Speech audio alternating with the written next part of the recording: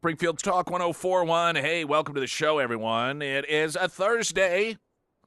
Indeedy-do. My name is Nick Reed. Tomorrow, Friday, we are going to have our happy hour at the brand new location, Vineyard Market, on that CC exit. It is off 65 and J Highway. And those of you who haven't been there, it's a fantastic place. It's been one of my favorites for some time, and I think you'll like it too if you haven't been there. I know many of you have. If you are a lover of fine wines and fine bourbons and fine cigars, it's definitely a great place, and great food as well. Not massively extensive in terms of like a full-blown restaurant. In fact, Luke was here, the owner, who was talking about this earlier in the week, and they never really intended to have any food, but it's sort of evolved over time. It's a great place anyhow. Indoor seating, outdoor seating. The weather's going to be nice, 4 to 6 at the Vineyard Market, our happy hour this Friday, tomorrow. And would like for you to come by and join us. Weather-wise, it's probably going to be the last time. And their outdoor area, by the way, it's quite accommodating. I mean, you could probably 50 people, I'd say. I would bet, well, even with the busiest happy hours we have had, you could probably, now that, because I think it's a little larger than it has been in the past, accommodate for the outdoor area. But anyhow, in terms of hanging out outdoors, it may be the last time of the season it's going to be comfortable enough to do that. And we'll be doing it again, 4 to 6 tomorrow. Vineyard Market Thursday. Christy Fulnecki will be joining us. We do have Author of the Week, sponsored by ABC Books on North Glenstone. The FAA has revealed the airports facing flight cancellations. Have you seen the list? I have not. St. Louis is not on it. Woo! So I know for those of you that are going on the Great Escape, we fly out Sunday morning, and concerns obviously about it. Should the shutdown still be underway? What impact will that have? There was the announcement from the White House that 10% of airspace reduction was going to take place. 40 different airports are on that listing now. I don't know. I don't know that officially the White House has said, yes, this is officially the listing, but one has been sort of, quote, leaked out to the media. A number of different outlets are covering it. I'll share with you just real quickly here the airports for those of you who are planning on doing any sort of traveling, and even Thanksgiving. I mean, while that is several weeks away now, who knows what's going to happen, though the anticipation is now that the elections are over and Democrats no longer have to worry about angering the extreme left wing of the base that wants the government to stay shut down, that they can go ahead and reopen it. And that is something that could alter the landscape, and it's been suggested by this weekend they may have something figured out. But we'll see. Nonetheless, the listing of airports, according to the media outlets: Anchorage International, Hartsfield Jackson, Atlanta International, Boston Logan, Baltimore Washington, Charlotte Douglas, Cincinnati Northern Kentucky International, Dallas Love, Ronald Reagan, that's in D.C., Denver International, Dallas Fort Worth, Detroit Metropolitan, Wayne County, Newark Liberty International, Fort Lauderdale, Hollywood International, Honolulu, Houston Hobby, Washington Dulles International, George Bush Houston Intercontinental, Indianapolis International, New York JFK, Las Vegas Harry Reid International, Los Angeles, New York LaGuardia, Orlando, Chicago Midway. I'm going to turn the page here. Wasn't prepared. Memphis International, Miami International, Minneapolis, St. Paul, Oakland, Ontario, Chicago O'Hare, Portland, Philadelphia, Phoenix Sky Harbor, San Diego, Louisville, Seattle Tacoma, San Francisco, Salt Lake City, Teterboro. I'm not even sure where that is. I have no idea. Yeah, Teterboro.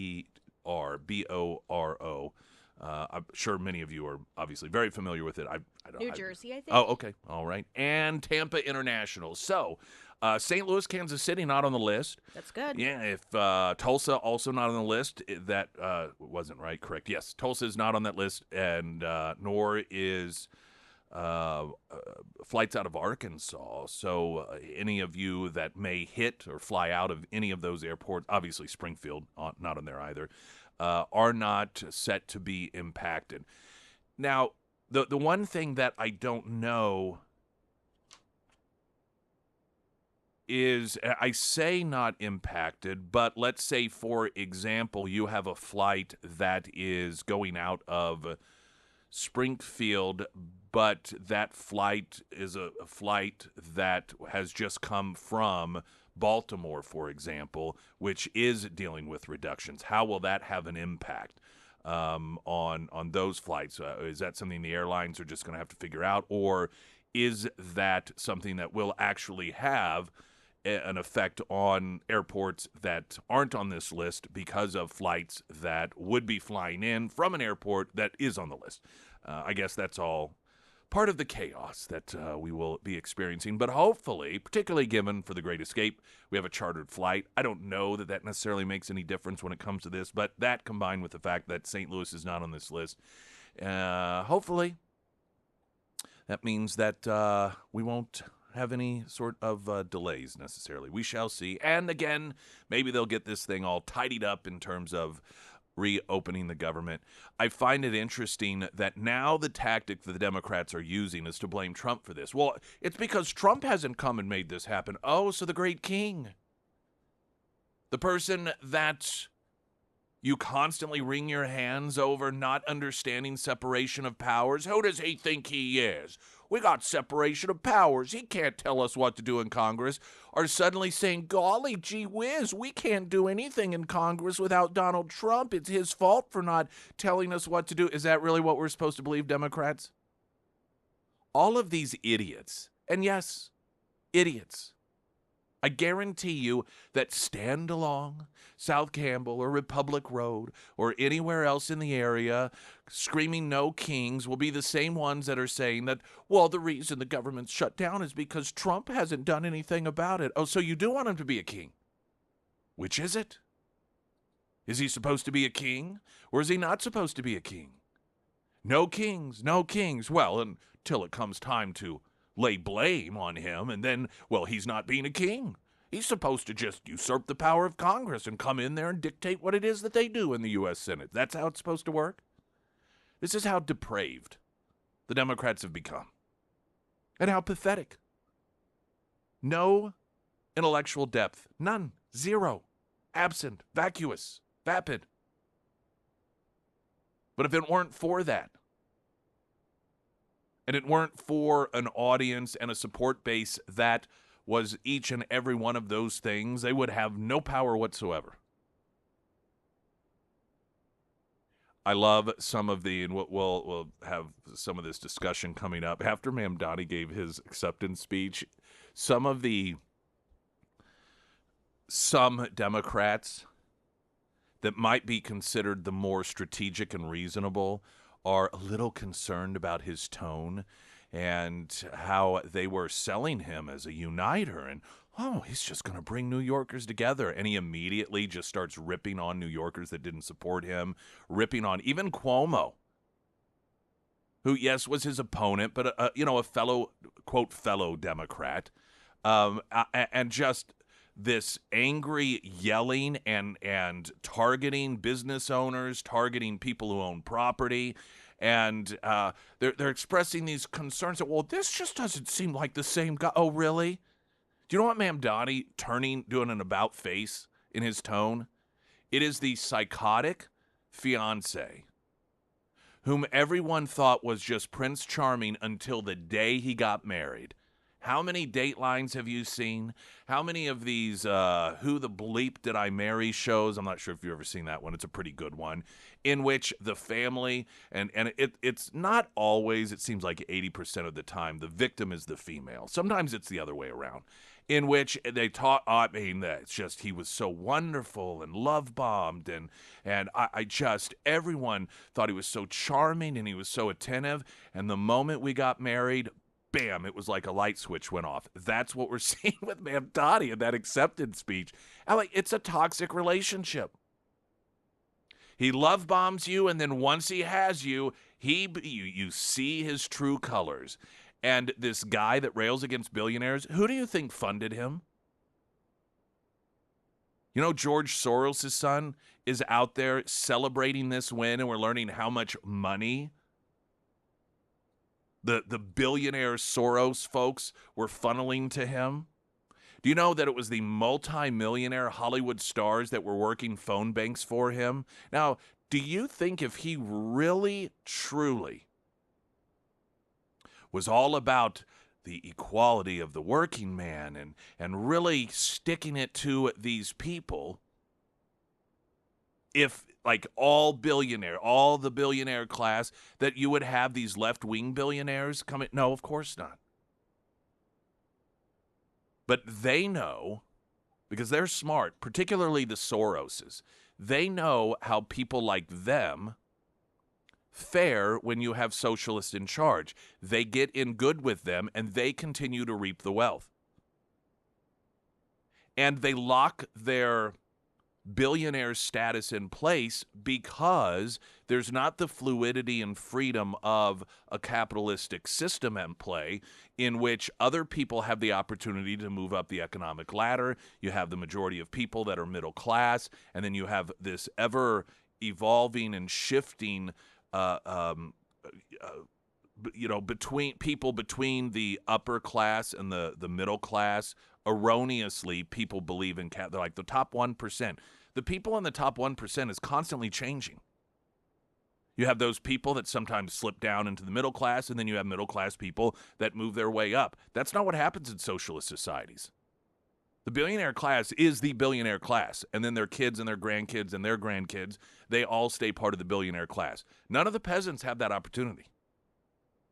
And that's why people like billionaire Soros family and some of these others funnel money. They get in good. They buy their access. It secures their wealth.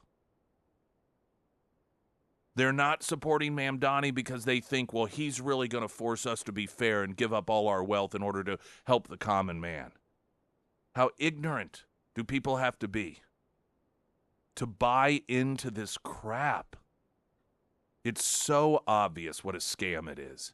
It's almost what Mamdani has been selling is no different whatsoever than the Nigerian prince who contacts your elderly family member through an email saying that, they've got millions of dollars in an offshore bank account and they just have to release it, but they can't without help. And then you're smacking your head saying, how can you fall for this? Mom, Grandma, don't you watch the news? Don't you know this is a scam? Millions of people have been scammed by this exact same sort of thing. There's no difference between that and what Mamdani's selling. And normal people look at this and we say, how do you not watch the news? Do you not see what goes on in this world with people like Mamdani? Do you not understand how this plays out? How can you be scammed? How can you be scammed by something that is so clearly a scam? But they do it. And you know why?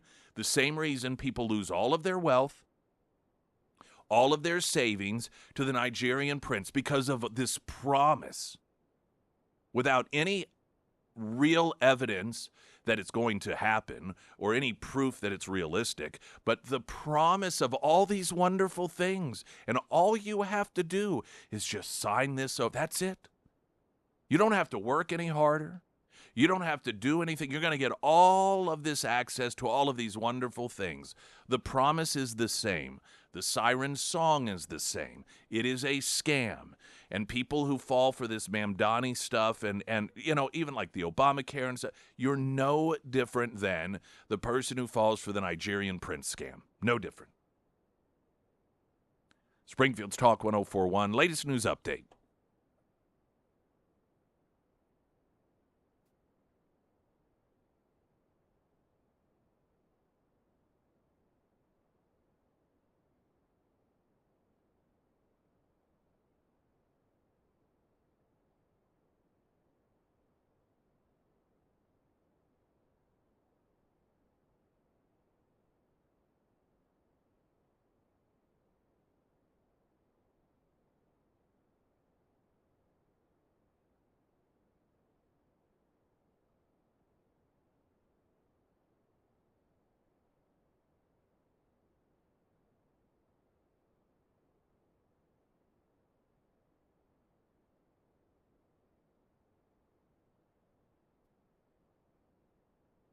And the first alert forecast from Ozarks First meteorologist Tom Schmidt, sponsored by St. Clair of the Ozarks Home Improvements. Today we'll see sunny skies with a high near 68. Tonight, mostly cloudy with a low around 56. For your Friday, sunny with a high near 71. And for Saturday, mostly sunny with a high near 68.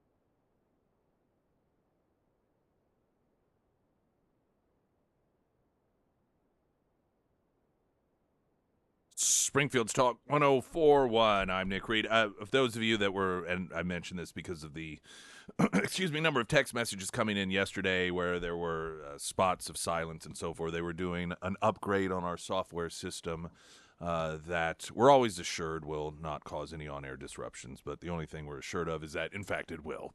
And so that's what that was about. If you heard that yesterday, so wanted to let you know that it was all in the name of improvement, making things better. Hunter Hardscapes and Outdoor, hunterhardscapes.com, the site, premier landscaping service in the Ozark. I've used them. So many of you have used them. I recommend you check out their site, Plan for Spring. If you are perhaps in the process of laying out the future, building a new home, you bought a lot out in the country, in the city, wherever it may be, and you've got folks that are doing that building, get in the loop, Hunter Hardscapes and Outdoor now. I've just realized the value of utilizing that land in addition to the home. We put so much thought and time into the home. Like I bought this, I bought the home. I paid this much per square footage. Why would I not furnish every room? Why would you buy a home and then have a room or two that you're like, you know what, we're not going to actually use that. Let's not put furniture in it. Let's just leave it empty. But that's what we do with our yards so often. We have all of that space and we mow it every once in a while, but that's it. And maybe the dog goes out there, but we don't, quote, we don't furnish it. And it really changes the way that you utilize your home, interact with those within your home. I know it has with us, having that outdoor living space. So now we use that, quote, room of our backyard in ways that we never did before. You can see before and after photos, and there is even a price estimation calculator to give you a ballpark idea of what it might be that you are looking at in order to improve the value and, of course, just the overall usage of your home. HunterHardscapes.com, also under Nick's endorsements, KSGF.com. Jared texted in, Sully Sullenberg would have been disappointed that I didn't know where Teterboro Airport was located. Well, I'm sure he's had many disappointments in his life. I could just add to those, I suppose. Yeah, I'm not a guy that just flies a tremendous amount. I did more when I was a kid, but at an age where I wasn't paying attention to that sort of stuff. And other than the Great Escape, I'm just really hardly ever travel by plane. brother's wedding a few years ago did, but certainly not well-traveled enough to be so familiar with the airports. So if it doesn't have the name in it of the city, there's a good chance I don't know. Good chance. Some I would, but good chance I may not exactly know the location of that airport. The reason that came up, we were going through the listing of airports that are scheduled to have that 10% reduction of flight. And just noting that Kansas City, St. Louis, Tulsa, they are not on that listing. Little Rock not on that listing. And so if you fly out of those locations, potentially not as impacted as you might be at some of the other airports. Last night on CNN's News Central, Democrat Senator Tim Kaine from Virginia, the state that just elected an attorney general that fantasized about murdering his political opposition and their children. Tim Kaine, who is also Hillary Clinton's vice presidential candidate, claimed that Trump is refusing to engage with Democratic leadership to end the government shutdown. This has nothing to do with Trump. For all of you Democrats that are so concerned about Donald Trump being a king and not respecting separation of powers, maybe you ought to take a little bit of a civics lesson here. Maybe Tim Kaine should take a civics lesson. This is a matter for the Senate. This isn't even a full legislative branch issue at this point, given that the House has already passed this. By the way, there was one Democrat in the House that voted to reopen the government in voting yes on the continuing resolution, and he has received so much hate from the Democrats for reopening the government or voting to reopen the government that this is his third term. He would be running for re-election for his fourth term as a Democrat member of Congress. He published a piece in the local paper in his state or in his congressional district yesterday announcing that he's not even going to bother running for re-election just because of all the hatredness. Do you Democrats stop to ask yourself, what is it you really want? You run around screaming about the need to reopen the government, but then Democrats who have voted to reopen the government, along with the Republicans, you make life so miserable for them. That one in particular doesn't even run for re-election. What do you want? I mean, genuinely, have you thought about this? There's a full-blown effort to completely just get rid of Fetterman. Fetterman recently in an interview said that his Democratic colleagues won't even talk to him anymore. Iced him out. So do you want the government reopened or do you not want the government reopened? And you realize that the Democrats have the ability to behave schizophrenically on this particular issue, or anyone for that matter, because you all just seemingly don't care. You demonstrate through your actions and demands you have no moral compass. You don't even know what you want. So you can have, on one hand, Hakeem Jeffries and these other Democrats out there that are saying, we are going to keep this puppy shut down. We're going to stand by. Trump can't make us reopen. And then on the other hand, why isn't Donald Trump reopening the government? You need to make sure that these people get there. But what do you want? What do you want? Until you can figure it out, maybe you should shut your mouths. Maybe you should quit showing up because you just look like buffoons and idiots standing on the side of the road. I mean, you want to take a position, you want to take a stance. That's great, that's fine. But can you figure out what it is? And maybe stick with it, not make postings on social media. Like you go out there and no kings. Donald Trump's not.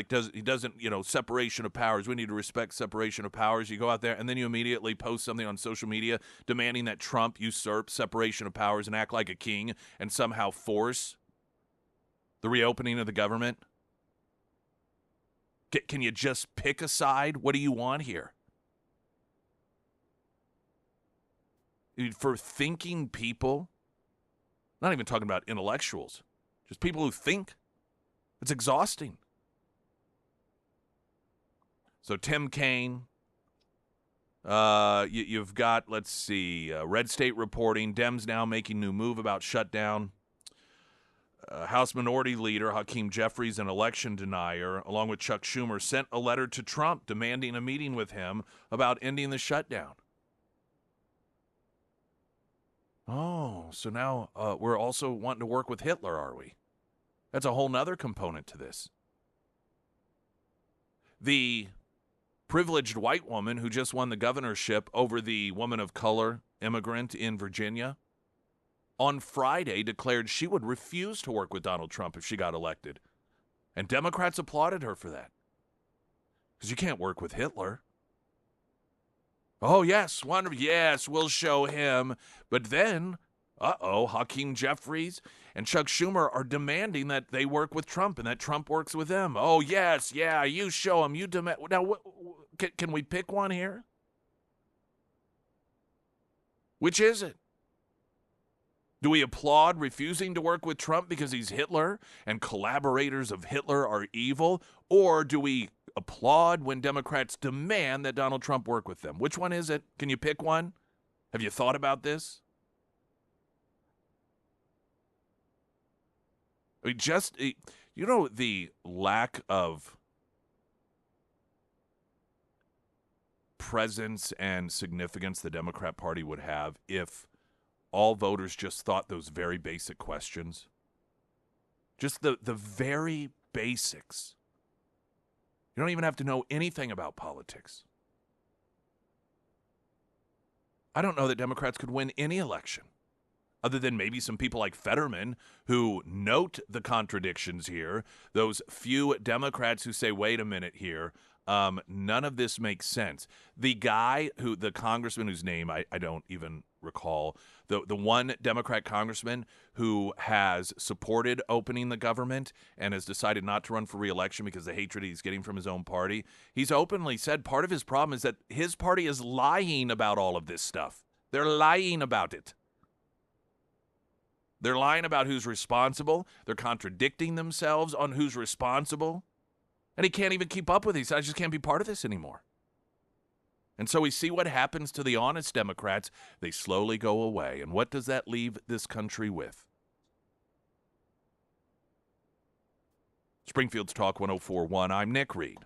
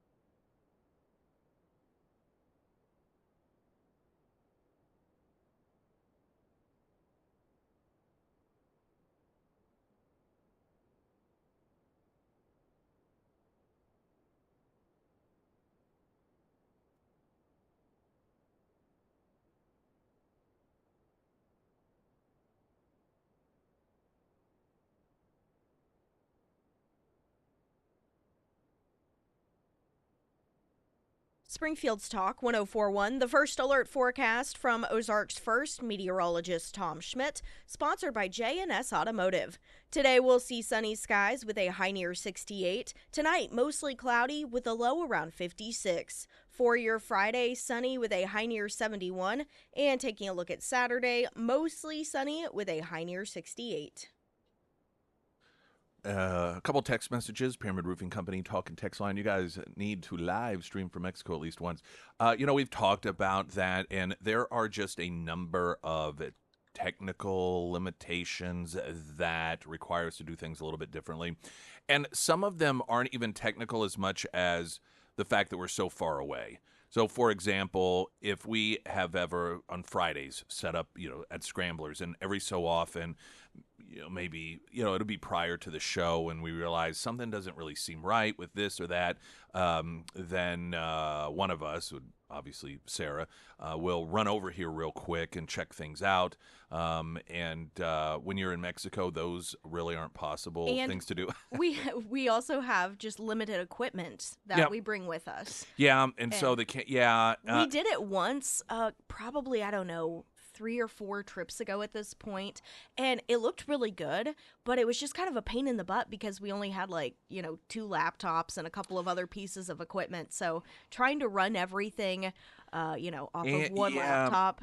And one of the things about the live stream now is I remember when we very, very first started to do the live stream, and you couldn't hear very well because the microphones in the cameras were what were activated, and we realized, oh, well, that's not good. And so we had it all wired in to our actual board here, and so the microphone is what feeds into it. Well, we just wouldn't have that technical setup there. Now, of course, you can get, nowadays, they make it, obviously with wireless mics and so forth, a lot easier. But it just, over elaborating on the point here is that from a technical standpoint and the equipment that we have and the fact that if something goes wrong, it's not like we can just get in the car and 15 minutes later be here in the station to try to see and trouble check. And so all of those things have at this point made it not just, I don't know, not an option that we have seen as being realistic. Now, that being said, we probably could just do some separate with our phones, I was just thinking that. I do have some lav mic. Yeah. So maybe I'll bring those and we can, film.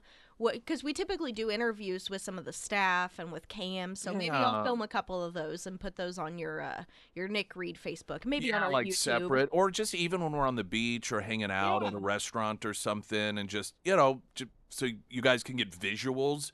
Because honestly, the sound is great and everything, and hearing us do the show. But if it were me.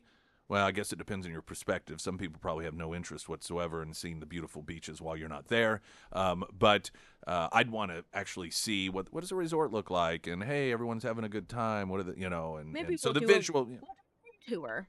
Oh yeah, that might be nice. Do a little room. I wonder if we're gonna be neighbors. I bet we will. Yeah, I have no idea. I don't know. Did you do an upgrade? I think I just did the basic, the garden view or whatever. Yeah, and I don't know. I guess I could still find out. It depends on some of the resorts we've been on for what to me was worth it in terms of additional cost, got an upgrade that was really worth it. I mean, we all get junior suites at a bare minimum anyhow, so they're all really nice. But I think it was in Jamaica, I upgraded to a villa at one point, and I remember the bathtub was so hilariously huge. It was so huge that I had my wife get in and take a picture, and it looked like Photoshop.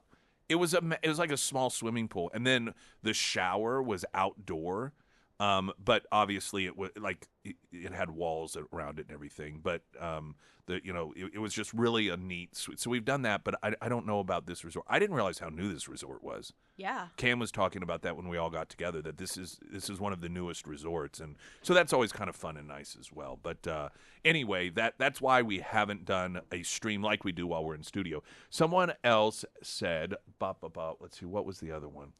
Oh, talking about the filibuster, I can't help but wonder if Democrats want the filibuster gone, but they want Republicans to be the one to get rid of it. And yes, listen, this filibuster argument is one that is very muddy.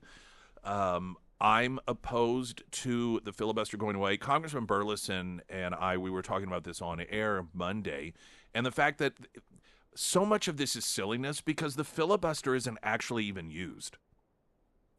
The filibuster, in its intended form, and as it gets used in Missouri, means that here's how it works. You're not in charge, right? You're the minority party. And there is legislation that you just really, really, really do not want to pass. But you're in the minority party, and so you don't have the votes to prevent it from being passed. So what do? Well, during debate, you don't let debate stop. How do you not let debate stop? You just keep talking and talking and talking and talking, and then you pass off your time to the next person and so forth. And the hope is that you do that long enough that the people running the Senate will say, all right, fine, we're just going to scrap this thing. We're not going to vote on it because we have other things to do, and we cannot continue to wait.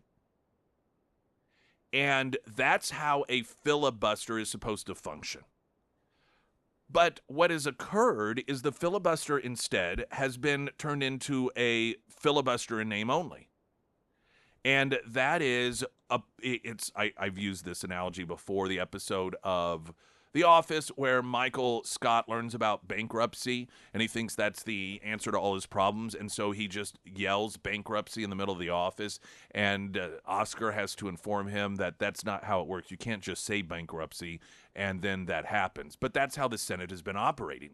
The party that is in the minority right now, that being the Democrats, they just say they just say filibuster, and so then it's like, oh, okay, what does it take to end a filibuster? It takes 60 votes, and obviously Republicans don't have 60 votes, and so it's just this pretend filibuster, and they're like, okay, well, I guess then we won't vote on this because you all are doing a pretend filibuster and we don't have enough votes to stop the pretend filibuster. So what Congressman Burleson had recommended, and I've said this for years, that just make it an actual filibuster. Let's actually have the filibuster. So there's all this. It's such a, only in Washington, D.C. is the perfect place for this to take place. All of this debate and argument and hand-wringing over whether to get rid of something that isn't actually being used. I mean, it's being used in name, but it's not actually being activated. Just force it to be activated. And then if Democrats, they can continue, and then if at some point they exhaust themselves and they give up, then the vote can take place and Republicans can get this thing passed. But this isn't something that apparently is on the table. Instead, you've got Trump calling for, well, in the filibuster, you have Democrats that are calling for the end of the filibuster. I guess simplistically looking at it to the question posed in the text message, or whether or not Democrats actually want this, they're asking for it. They do want it. Trump and others have argued, well, Democrats, they'll do it anyway. Well, they have tried to do it, but it was blocked by other Democrats. Now, these are Democrats that are no longer in the Senate, but that doesn't mean that there won't be other Democrats that block it as well. I think the Fetterman types. And what also happens so one could look at the previous Democrat-controlled Senate and note, as I just did, that, well, you had Sinema and Joe Manchin. They were the two that blocked it. And like, well, they're not there any longer, and so Democrats will have the votes. But let me tell you the way that oftentimes these votes occur. You will have a significant number of members of the party that, let's just say, for example, half the Democrats don't actually want the filibuster to go away. But they know, like in this sort of scenario, or in a scenario where they voted on it prior, their constituents, the left-wing activists, would pitch a fit if they voted against it. Or, if they voted for, if they voted against getting rid of it, like last time around. We'll just use last time around. Sinema and Manchin were considered more moderate. Manchin was on his way out anyhow. Of course, Sinema would be as well. And so they felt comfortable doing it. But the other Democrats, even moderate Democrats in the Senate, recognized, we don't want to get rid of the filibuster. But if I vote to keep it, along with the Republicans, then my crazy left-wing voters are going to go nuts, and they're going to try to primary me. So what happens is the moderate Democrats take the bullet for them. You find enough Democrats to block the elimination of the filibuster, and that allows all of the other Democrats to have the safe vote. So the point being is, just because the two Democrats that are no longer there voted against eliminating the filibuster once before, and the other Democrats all voted in order to eliminate it, that doesn't mean that all those Democrats really wanted to eliminate it, and that if they had a vote again, that they would not once again find some Democrats to prevent it from happening that were considered more of a safe vote because they're in more moderate states. I don't know if I made that clear or not, but I just believe it is inaccurate to see it as a foregone conclusion that Democrats would have the votes to get rid of the filibuster, because enough of them represent areas that they believe that would make them look extreme, and it would make them look like one-party rule, and that it would be harmful to them in a state like a Pennsylvania or someplace that wasn't a New York or New Jersey or California. And it's the reason that a lot of the Democrats would love for the Republicans to do it, because then they get the benefit of not having to worry about having to have 60 votes, but the stain isn't on them. Now, the flip side, of course, is then Republicans could do a lot of things right now while they're in power. But so, I just don't like the idea of it. I don't like it. And that's where I am. And it's unnecessary. Just actually have a real filibuster instead of this cosplay stuff where everybody's pretending they're filibustering when they're not actually doing so.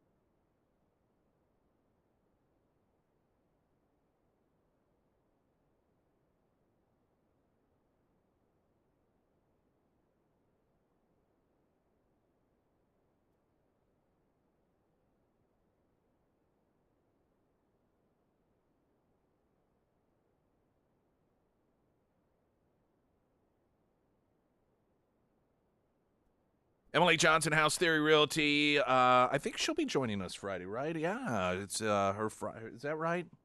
Is it tomorrow? Or tomorrow's Friday? Yes. Let's see. I think she is on the calendar I'm gonna for. get there first. I'm going to get there first. No, And dang yes. So perhaps she will be joining us tomorrow. I know 2 weeks ago she was unable to, doing a family thing, I believe. And so hopefully she will be with us. Utilize her as an asset, as a tool. She loves helping people. She's just one of those people. And she's passionate about what she does. She's very good. She's just great at it. I don't. And I go through all the different reasons. I share with you other people's experiences.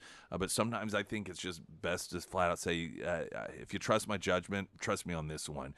Home buying, home selling, you're not going to find anyone that takes better care of you, that works harder for you, and that really knows the area, the people, the players, and just how to get it done better than Emily Johnson, House Theory Realty. That's straight up. Is that simple?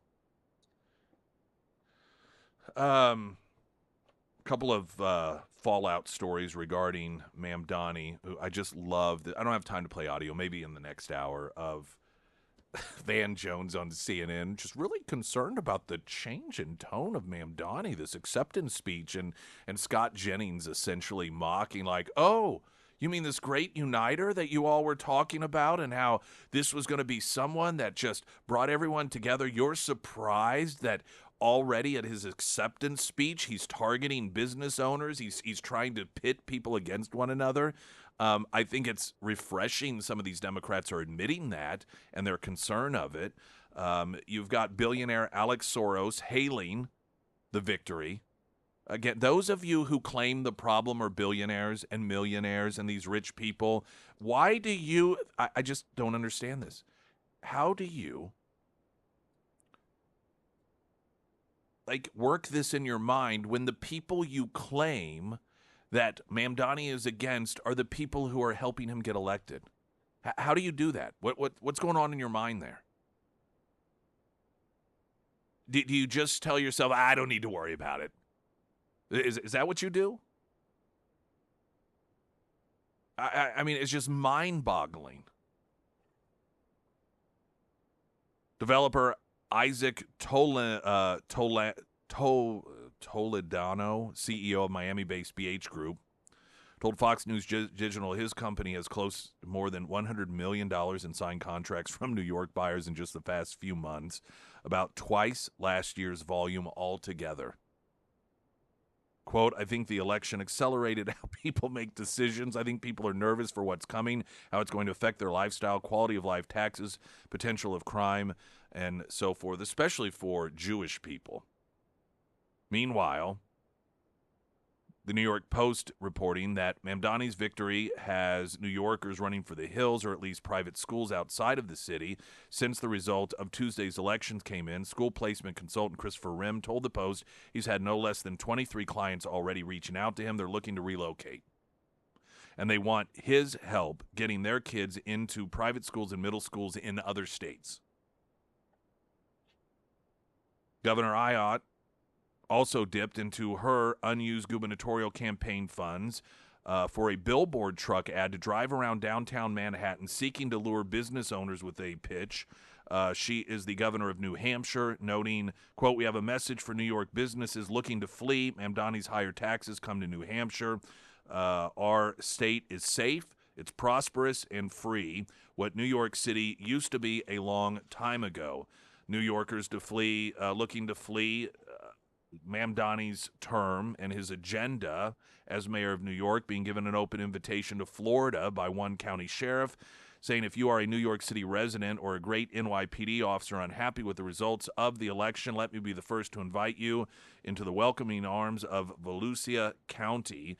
And then in Houston, Texas, local police union looking to recruit disgruntled New York Police Department officers, assuring them that in Texas they will once more be gruntled. Springfield's Talk 104.1. I'm Nick Reed.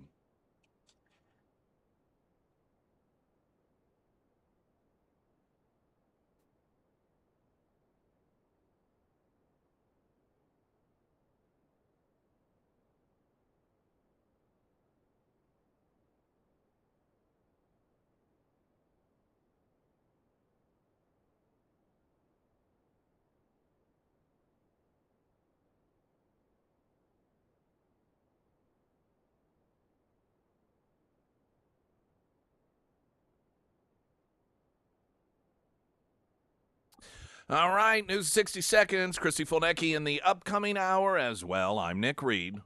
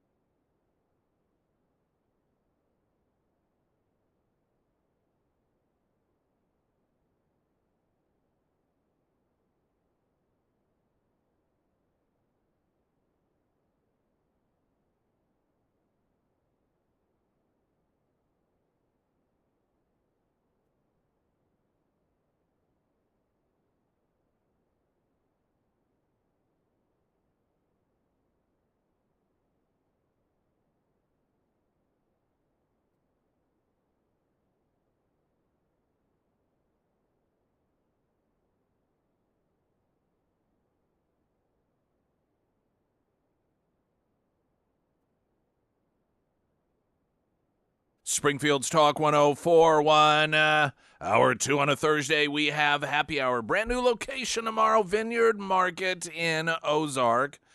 Just off 65 J Highway there. It's what I call the Lambert's exit.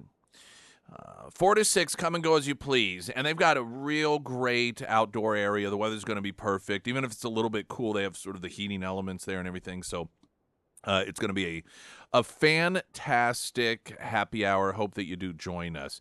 Marissa wanted to share with you her experience from my friends, the Pinnaker family, specifically at Pinnaker Honda. Had a wonderful experience at Pinnaker Honda. From the moment I walked in, the team made me feel welcomed and valued. Cameron, my salesman, didn't just try to sell me a car. He took the time to really get to know me, understand what it was I was looking for, and made the whole process feel personal and stress-free. Ryan in the finance department was just as amazing, explaining everything clearly, made sure I was comfortable with each step. Both Cameron and Ryan went above and beyond. It truly felt like they cared about more than just making a sale. I'm so thankful for their help. Would absolutely recommend Pinnaker Honda to anyone looking for a genuine and positive car buying experience. And I think we should have Barry tomorrow, right?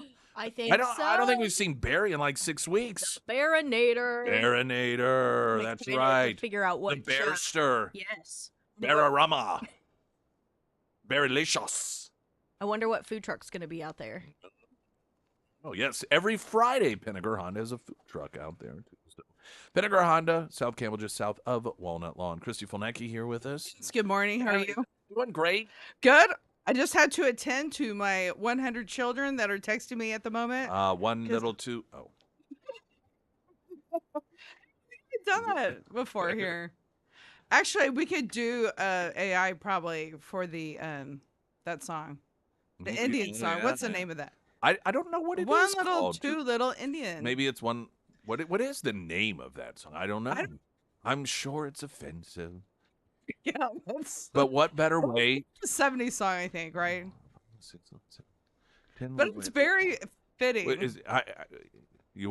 My family. Right? Yeah, it is. Yeah. I mean, you stop. You don't go all the way to 10, Yeah. but you get pretty close. Yeah. It's just called 10 Little Indians. Oh, okay. Yeah. Yeah, I guess it's 10. Okay. Is the final 10 Little Indian Boys? Is that what the final line is? I don't know. I don't know. It's too early to remember that, but I have It's six your little heritage. Indians. 6 Little Indians. Yes, you do. Son is he's not in the role because Oh, we're waiting for, more the older Indians Uh-huh. who died to increase the blood quantum because it's only 25%. okay. No, wait a minute. I'm sorry. It's 1/8. So my Got kids it. are 1/8. Got it. Yeah, I'm 25. Well, Yeah, good enough. that's right. Good enough. A lot of drama goes on with tribes now. I'm telling you. This is now what I with understand. because of all the casino Mhm. per capita payments. And sometimes So- the money goes missing, believe it or not. That's what's going on with our tribe. So this is actually a really great question. I'm telling you, this is a really interesting topic. So when somebody goes to a casino that is a tribe-run casino, those dollars go to the people of the tribe. Is that correct, or does Yes. it depend? No, it does. Yeah. Well, each tribe is sovereign, so it depends on the tribe. But so of the net, I know this because we have a new chairman. And so I was making comments on his Facebook post. It's funny how he responded to everyone except for the attorney. I don't know. But so of the net proceeds of the tribe. So I think in 1 year it was 54 million net. Okay. Mhm. So that's after all the expenses. Wow. My question was the management companies, I know this because I used to do Indian law. Sometimes they can get up to a third of the profits. So I don't know if that was considered, before the net or Right, after, if yeah. they're splitting some. So our per capita has gone down quite a bit. But the gaming revenues are still up. So my question was, it's like 40% are supposed to go to the tribe. So I said, well, where's the other 60%? Because it's not like we have a big reservation to take care of anymore. We just have a tribal complex, as most of the tribes in Oklahoma, Okay. because during the allotment period, the reservations were all broken up. So we don't, Okay. no one has a reservation in Oklahoma. Or as they call it, So- the res. I've learned that's short term from the res. Yeah. That's from the Urban Dictionary or something. I don't know where that came from, but I don't use that. But so anyway, there's something like, I think it's 18 million is distributed among the tribal members. So my question was, where's the other 60% going? That's a I good mean, that's, question. and because there's only so much, the Indian Health Service, the hospitals are run by the government. I know because one of my kids is getting an Indian Health Service scholarship right now, and there's scholarships for school, for college. My kids get that. So really, then they said there's something large amount. I think it's 15 or 20 million to run the tribe. And I thought, it's just a small building. Right. What do you... Where is all the money going? So I'm like, where's the other 60%? And it's like, Seems like a crickets. good question. Yeah. So I'm saying it's a big thing with throughout the United States. Wouldn't it be funny if casinos advertised like the Missouri Lottery did? The Missouri Lottery, they advertise like, look at these children you're helping. You go to, even I've seen before, it seems like maybe posters or some sort of static advertising. It'll be, some junior high school girl, and and this is who you're helping when you buy lottery tickets, because it goes to education. What if casinos, instead of, they're like, hey, win a car, or hey, we've got, BB King this weekend, or who, whatever artist, it's like, look at this Indian child. You too can help an Indian child by playing quarter slots at our casino. Can you imagine? I think at least one should try it. It seems to work for the Missouri Lottery. That's right. I mean, you could say that the only time that we really get together, there's an annual powwow that we sometimes go to, but it's kind of hard to say that, I mean, that because we don't have like a tribal complex, so it's hard to say, here's the Indian children. So where do you get together? Well, you mean when you have the powwows? Oh, it's in Lawton. That's where our tribal complex is. It? Oh, okay. So it's Yeah. a complex. It's so competitive because there's so many casinos now. I mean, because they put, Las Vegas for a long time. The goal was to put the Las Vegas style casinos in. You would think that, given what sounds like there's enough money to go around, that they could close a casino for that weekend and let the tribal people stay at the casino. Oh, well, that's true. I mean, I never thought about that. Like, why not close it? And I understand, well, that's a lot of revenue loss. Well, it's a cost, right? I mean, the whole point of the revenue is to, I guess, run things, and this would be considered having these annual powwows and everything, and so there's a cost to that. I would be like, you know what? Everyone gets a room at the casino. Are there that many tribal members to take up a whole? I think we have 18,000. Oh, okay. So that's more than we have more. the hotel would accommodate. Yeah, probably. and like Cherokee. Never mind. That's probably why. Maybe some of the smaller. Okay. The funny thing is, with all that money, it's kind of like the government. You call the complex and nobody answers the phone. You're spending $15 million on running this small building, and no one is answering the phone. Government is universal. It is. So, they say so love true. is the universal language. Government is universal in many ways as well. News update.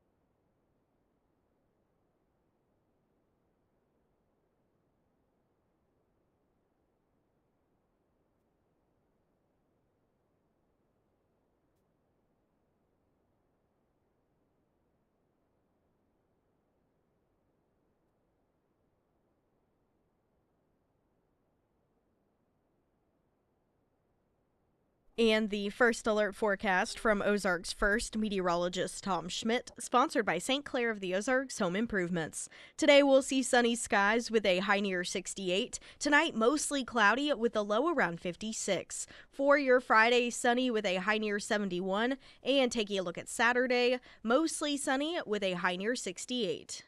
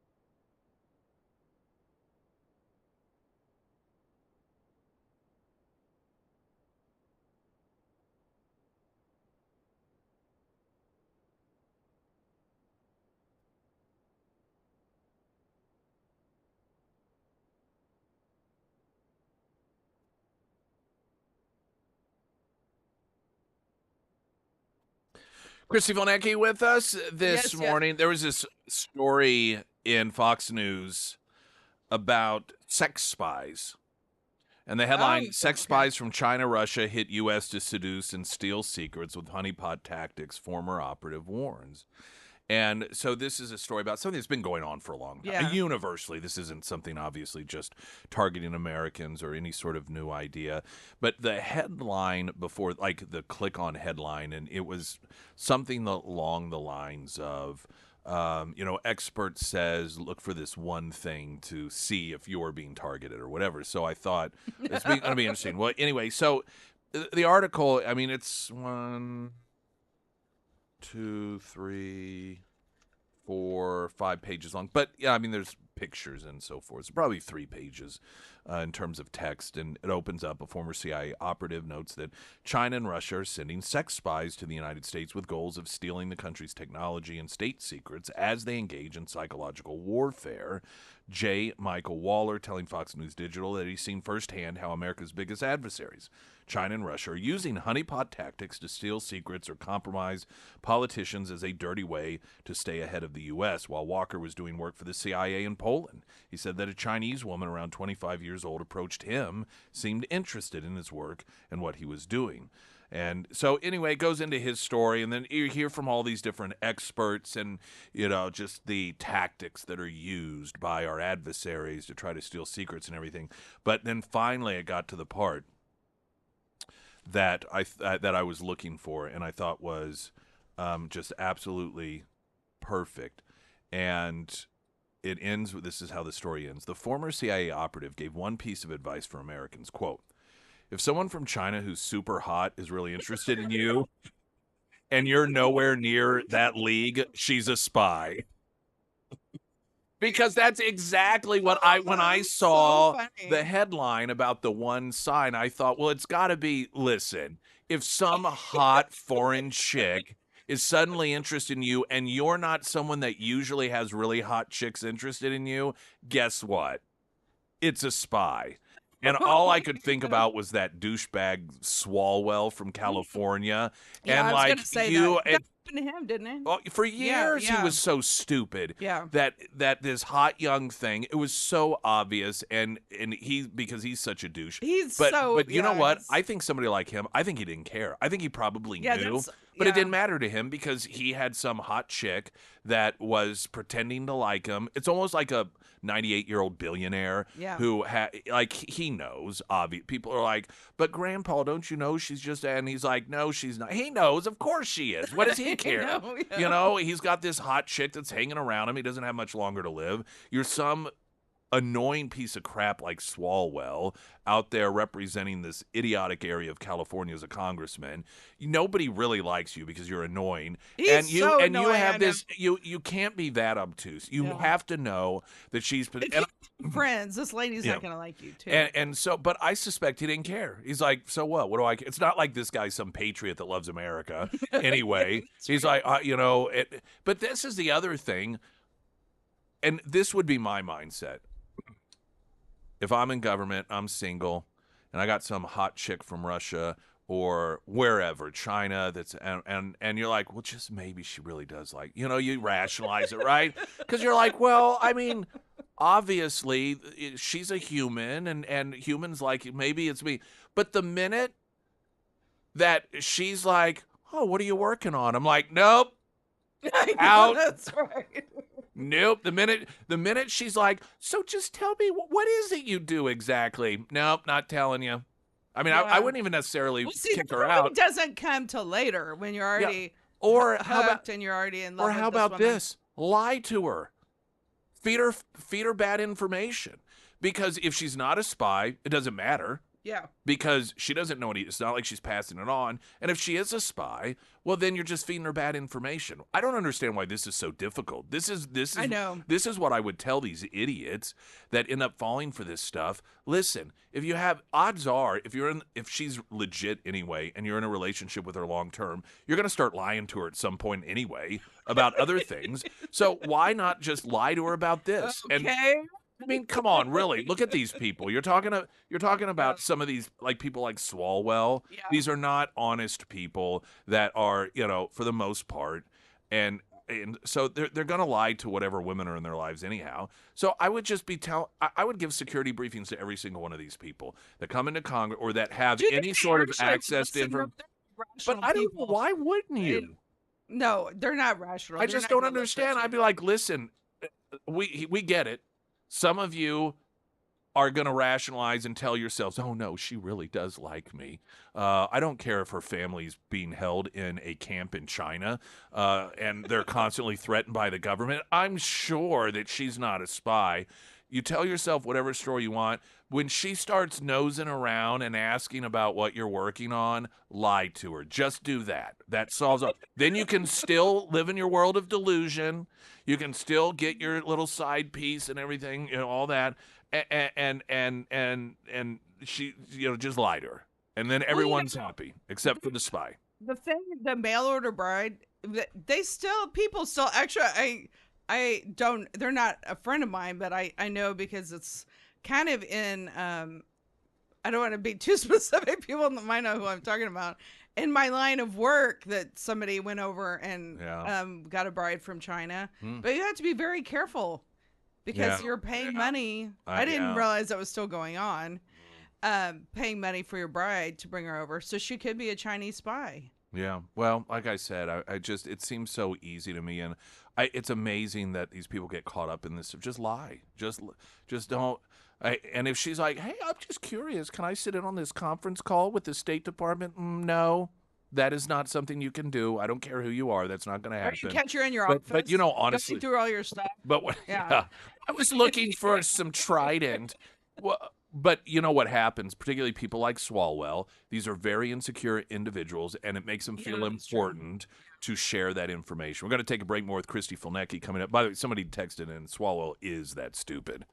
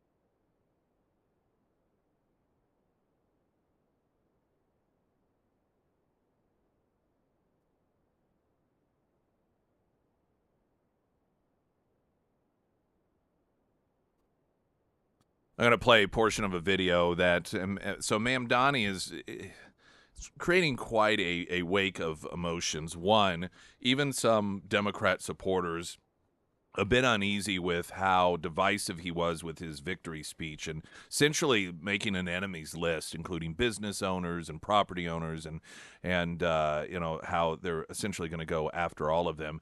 And then he has released the following video for his supporters. Good morning, New York City. Thank you. Last night we made history, and today we begin the work of making a new administration. Welcome to the transition.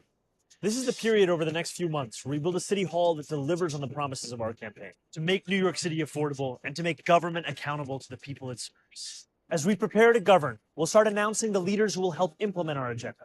People like deputy mayors who oversee entire areas of government and the commissioners who carry out the critical work of city agencies. These appointments will be driven by excellence, integrity, and hunger to solve old problems with new solutions. Talking to organizers on the front lines of the fight to improve our city, government veterans with proven track records, policy experts from around the country and the world, and working people who know better than anyone what our neighborhoods deserve.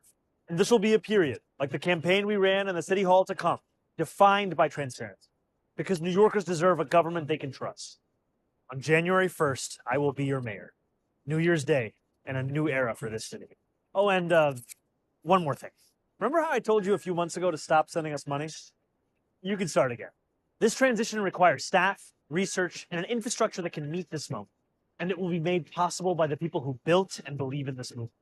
So I hope you'll make a donation at transition2025.com. Now let's get to work. Now, of course, people they're posting things along the lines of, "Wow, that socialism stuff works fast." They hear the working people, the downtrodden that he says he support. I mean, not 24 hours later, he releases a video saying, "Oh, by the way, because he played this whole thing. No, stop sending me money. Stop sending," because he has the George Soros is funding him, or All the these billionaires are Yeah. funding this guy. He has access to all this money. He's independently wealthy. His family has tons of money, and so he did this entire stop sending money. We can do this without me asking the hard, poor working person. But it was all campaign shtick. Here he's saying, there were some people that thought this was an AI thing. Oh, really? Because Yeah. he's immediately telling all those people, "I need your money now. Give me more of your money." When he has these billionaire friends, he's not going to them. He's not tapping them for more cash, but he's going to the hardworking people that he pretended he didn't want their money and now needing Well, it. why would anyone be surprised at that? Because his whole 'Cause these philosophy is people- based on stealing money I from know. other people and giving it to other people. Like I said, the I mean, people, he's a thief. the people who buy into this are no different than the people who buy into the Nigerian prince scam. Yeah. That, here's somebody, I believe them. They reached out to me, and all I have to do is, just this one little thing, and they're going to make my life wonderful. And people on the outside look at that and go, how can you, first off, without any evidence whatsoever that this is accurate or true, fall for it? But have you not seen that this has been done before? And it's the same thing.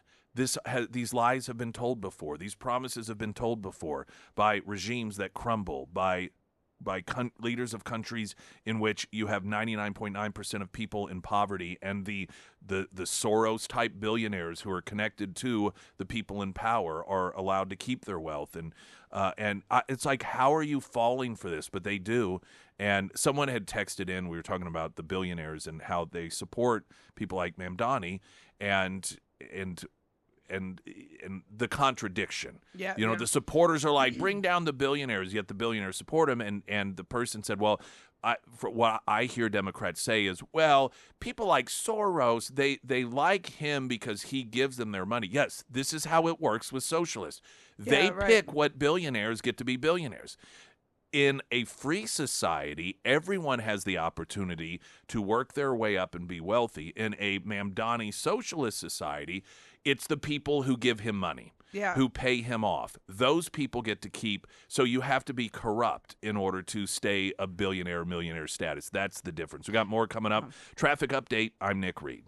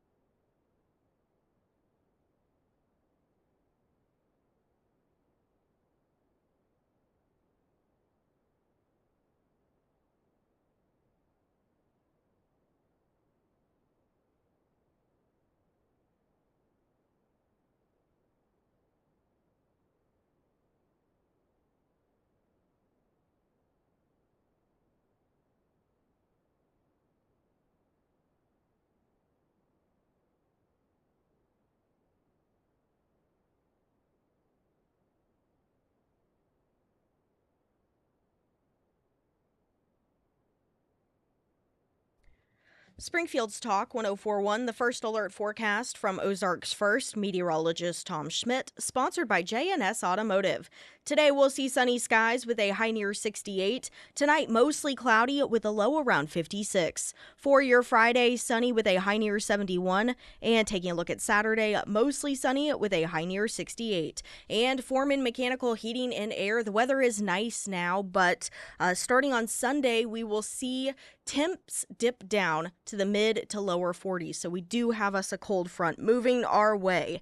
If you have been holding out on turning on the heat, now is the time to test it. And if you experience any problems, make sure to reach out to Russell and his team over at Foreman Mechanical Heating and Air. They offer preventative maintenance programs, which what they do is they test your unit, they inspect it, they clean it, and those inspections, they can keep your system running smoothly, and it can also save you from costly breakdowns in the future as well. So if it is time to have the Foreman team out to your home, schedule your appointment today with Russell. You can find all of the contact information for Foreman Mechanical Heating and Air under the Sarah's Endorsements tab at ksgf.com.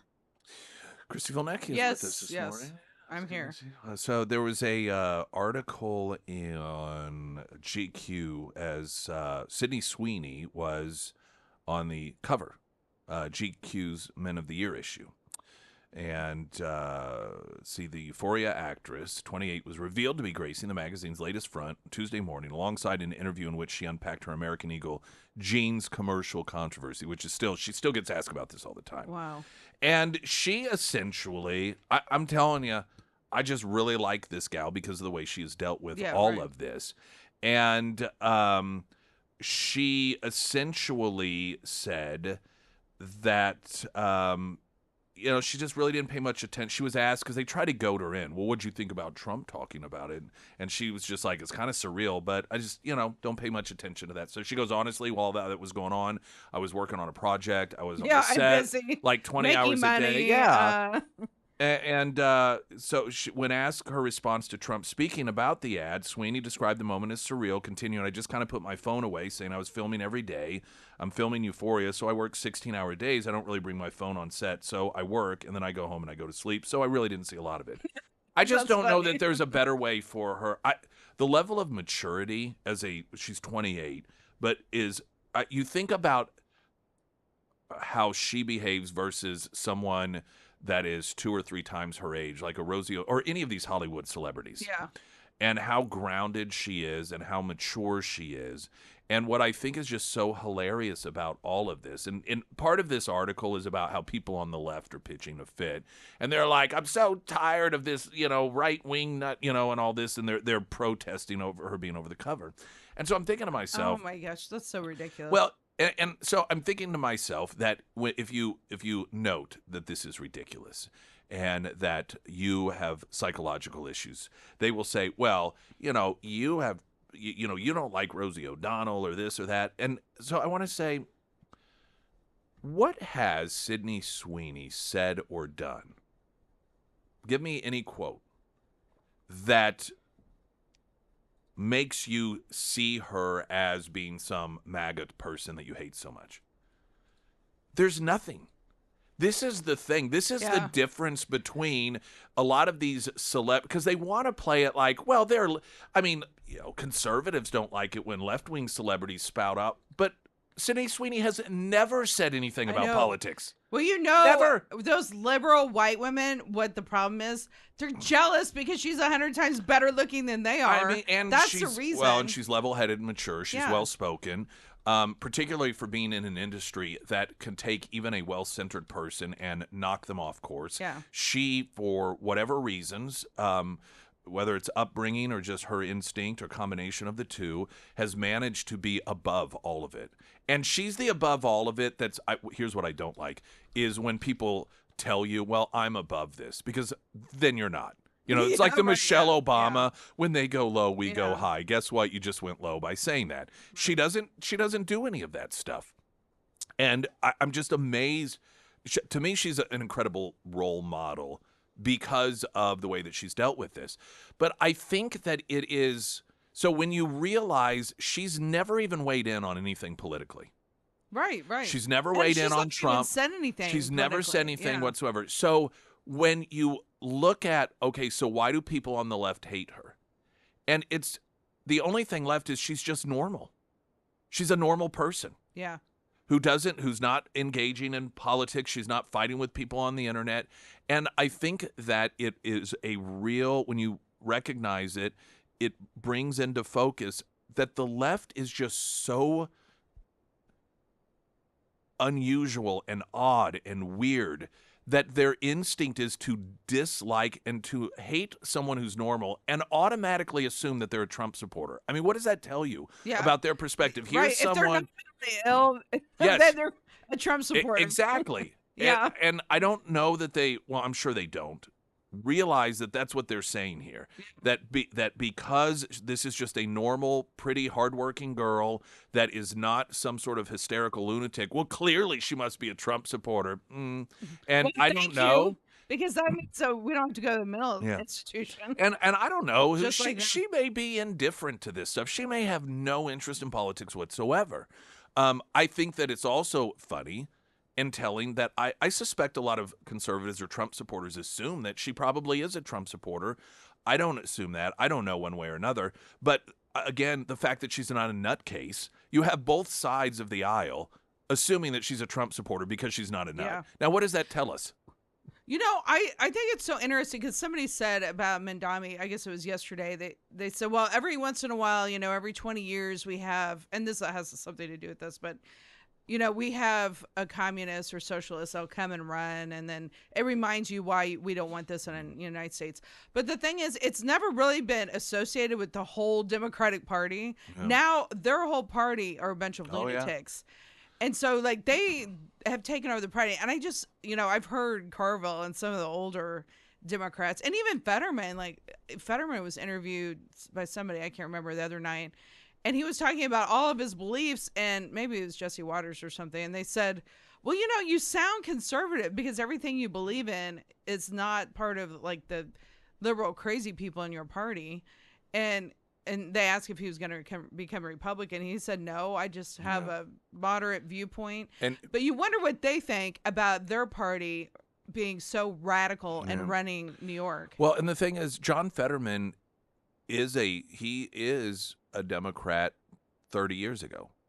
Yeah, during right, the Clinton right. era. He's a Clinton era. He's what the Democrats used to be. Yeah. And that is, it's noteworthy because the left, they try and portray the right as somehow a group that has, quote, become extreme. The right hasn't really if anything, the right has come a little further to the left. It's big now. Yeah. And arguably, like when it comes to the issue of gay marriage, while people on the right may not necessarily, you don't hear people on the right running around talking about banning gay marriage. You know, you don't. So there are areas in which the right have arguably moderated a little bit, come to the left a little bit. It's the Democrat Party. That's why people like Fetterman and Joe Manchin and these other Democrats that are the Democrats that were common 20 years ago are being run out of their party. It's because the Democrats have become left-wing nutjobs. Yeah. When you elect an attorney general, as they did in Virginia, who wished death upon his political opponent, his political opponent's kids, and said that he would piss on his kids' graves. And Democrats are like, yes, this is who we want. You cannot say you are not the party of violence, the party of depravity, the party of immorality. You are all of those things. Yeah. I mean, I mean, you can look at a number of their different candidates and whom it is that they supported, and they're not really denying it any longer. I'm sure if they were pressed in some sort of, face to face in front of the cameras event, they would say, no, we're not the party of violence, but they're embracing it. They're supporting it. Well, and maybe part of the Democrats, there was no one for them to get excited about. And they probably don't understand. I mean, look what they really suppressed Bernie and all, and now Bernie and AOC. I mean, they're all with this radicalized group. And here is just another thing, and about how they constantly shift goalpost is, Bernie Sanders used to complain about millionaires and how we Oh don't. yeah. But now, if you've noticed over the years, he complains about billionaires. Why? Because he's a millionaire. Yeah, that's right. And it's yeah. the same thing. Billie Eilish last week was receiving an award, and she used it to say billionaires need to give away their money because they don't need that much. Well, why don't millionaires categorize in that? Yeah. You know, and some of her defenders say, well, she donates money, but she doesn't need what she has. People live on $50,000 a year. Why doesn't she do that? But that's And the thing about liberals. They're always fine. They just find someone else that has $1 more than them to demonize. Yeah, right. Once they get to that status, then it's whomever has $1 more than them at that point. And that's why these Democrats who rail on millionaires do so until they become millionaires, and then it changes to billionaires. And I don't know, which you probably already know this, but could they not find anyone better than Cuomo to run against him? I mean, Cuomo pretty much was killing the elderly during COVID. But that's who the Democrat Party is. Those are the options that they come up with. Apparently not any Democrat that had the ability to garner any sort of support. I mean, you're talking about an anti-Semitic, pro-jihadist communist, and a man who killed off unnecessarily thousands of grandmas, and that's who the Democrats offered up in New York City. A city in which 80% of the people are Democrats. We got Christy Fulnecki more. Coming up, I'm Nick Reed.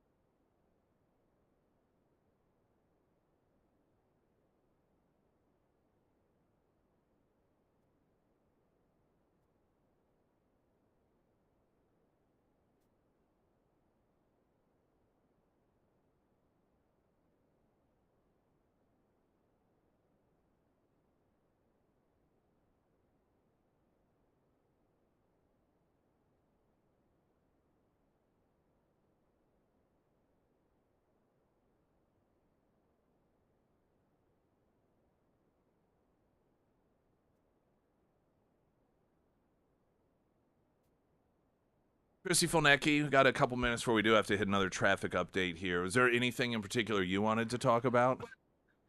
You have to turn it on first. Shut up.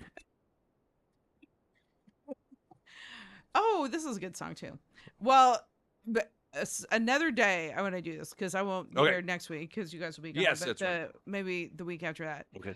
But I am seeing the craziest thing in my cases that people that are hotlining because their kids are being abused or sexually abused. Now they're saying that the person that is hotlining is the abuser, even in Southwest Missouri. So I have a trial I just went through. It's still not over in a major city in Missouri. I don't want to say where it is.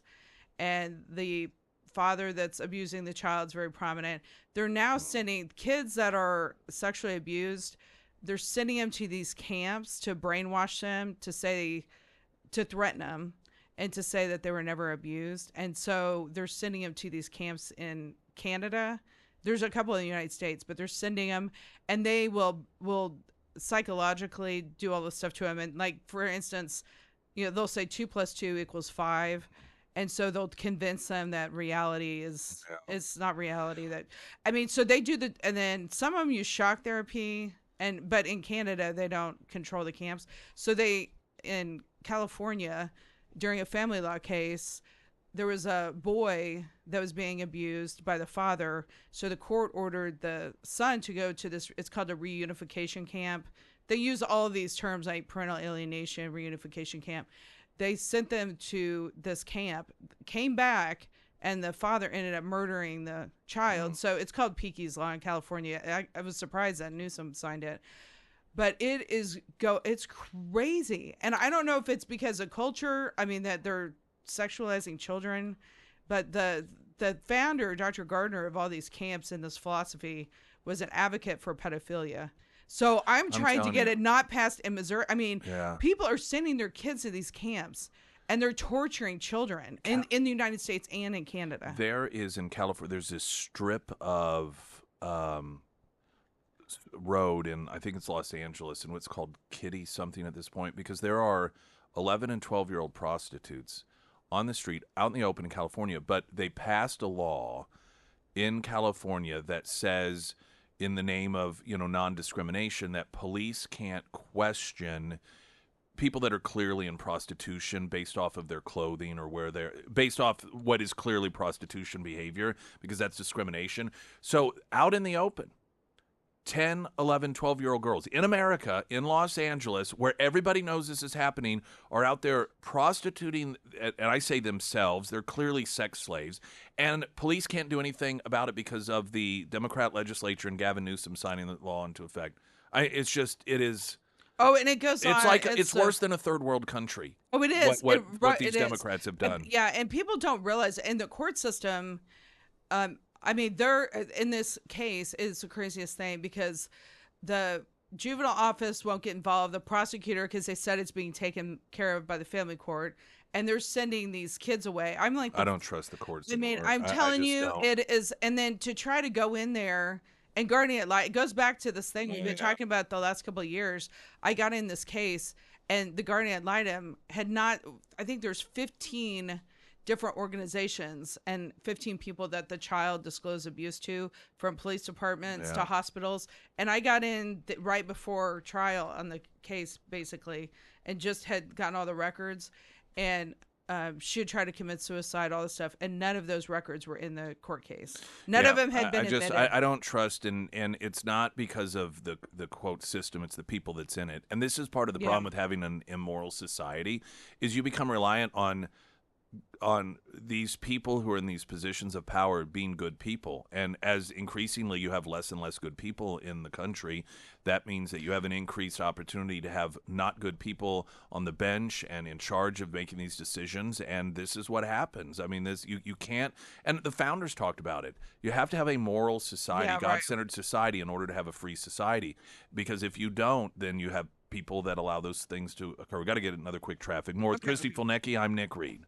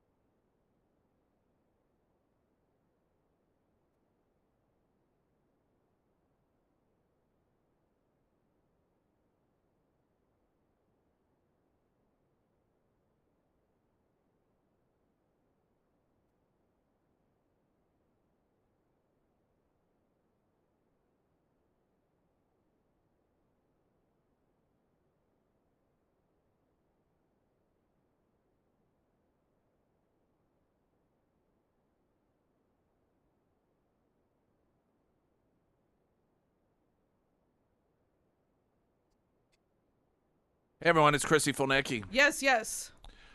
I saw there was this interview that Erica Kirk did, and she was It talking was about, really good.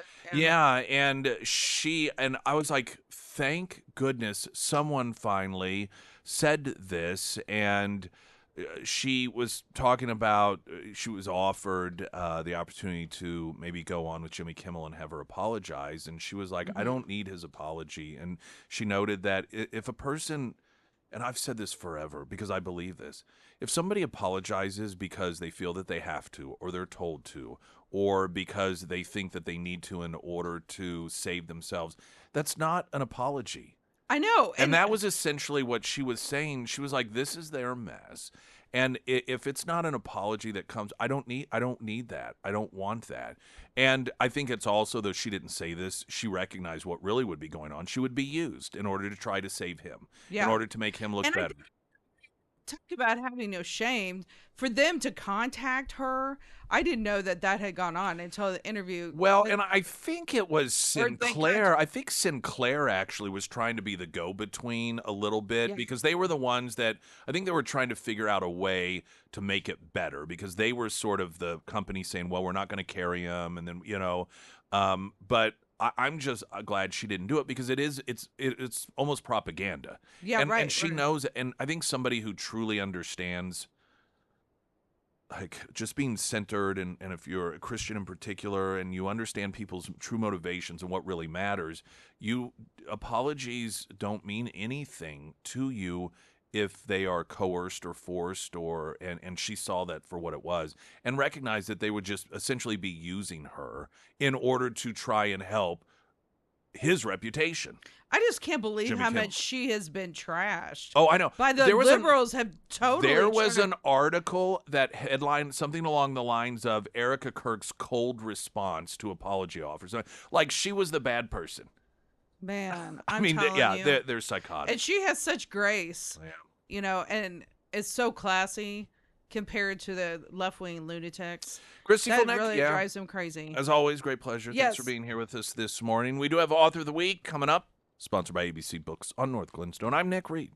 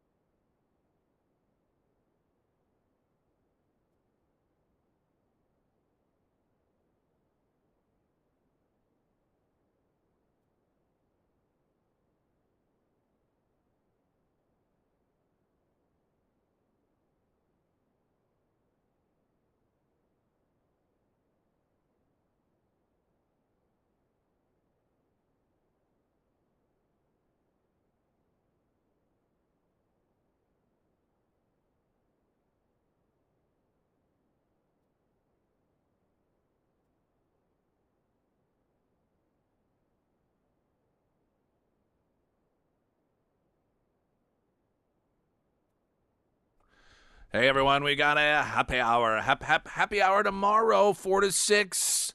Vineyard Market in Ozark. Right off 65, the Lamberts exit. We've got information. Should you not know where it is and you aren't able to look it up, find it, you can go to ksgf.com, our happy hour.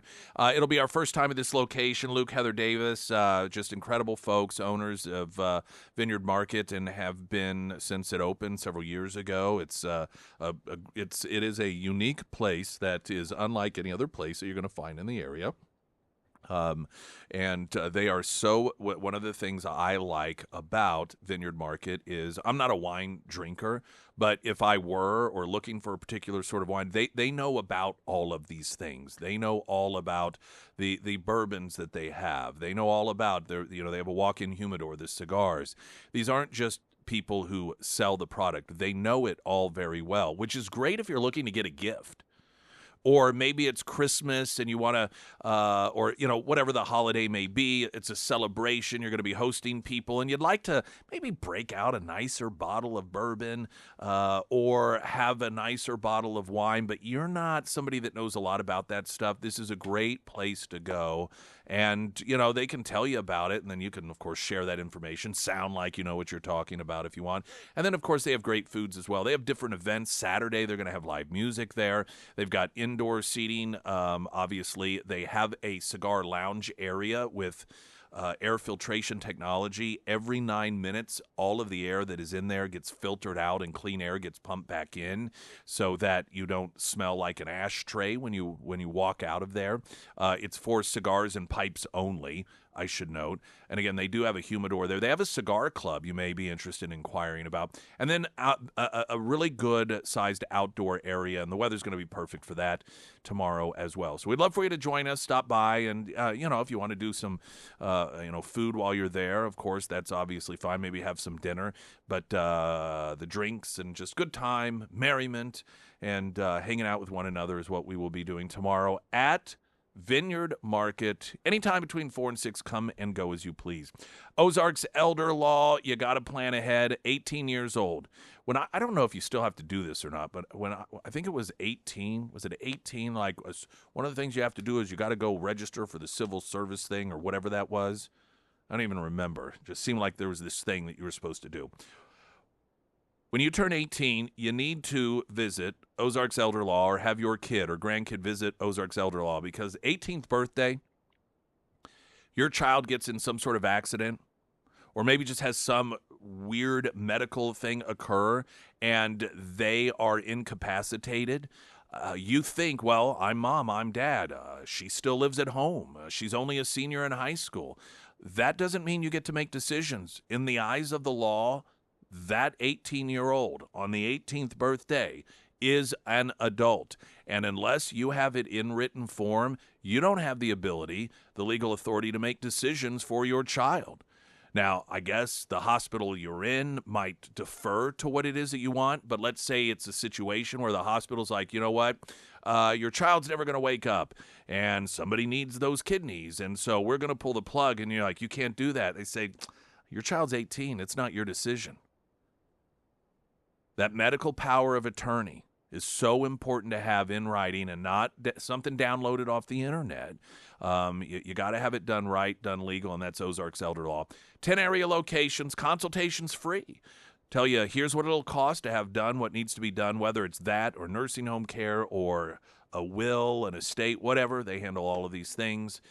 OzarksElderLaw.com, also Nick's endorsements at KSGF.com. Let's do the latest news update.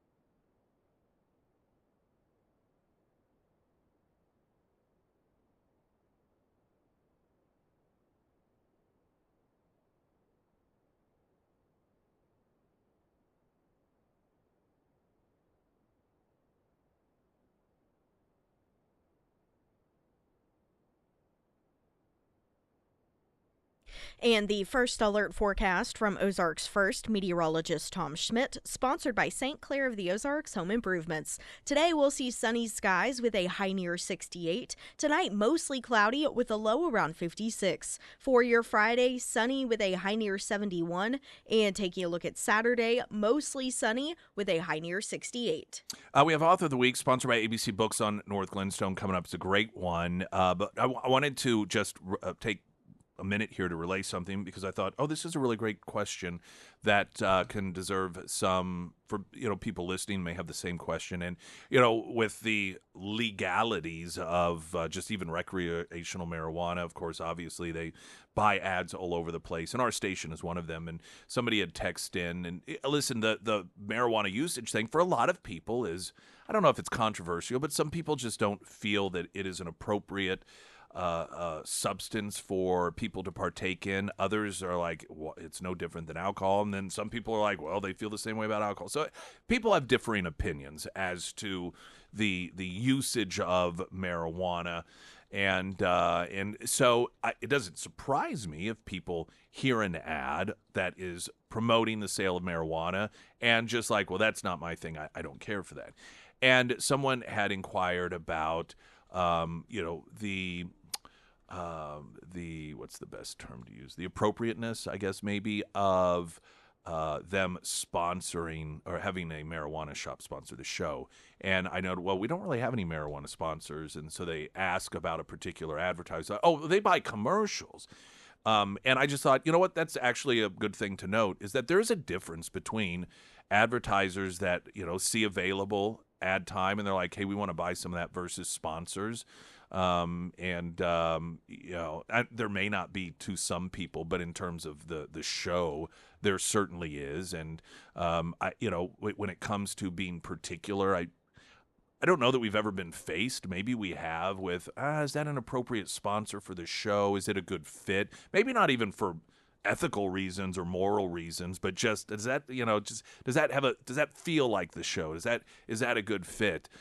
Whereas advertising is something that I guess ultimately we could be like, no, we're going to pick and choose who advertises overall, like handpick everything. But essentially, as long as it's legal, our advertising, if there are slots available and open any legal business that says, hey, we'd like to buy that slot, that's just a bit of a different process than actually, I guess, being a sponsor of the actual show. So anyway, I thought, because somebody brought that up and asked about it, and they were like, oh, I didn't know that. Thanks for the clarification. So I thought I would just proactively mention that in case any of you also had the same thoughts and wondered. We've got that Author of the Week coming up in just a moment or two. Traffic now. I'm Nick Reed.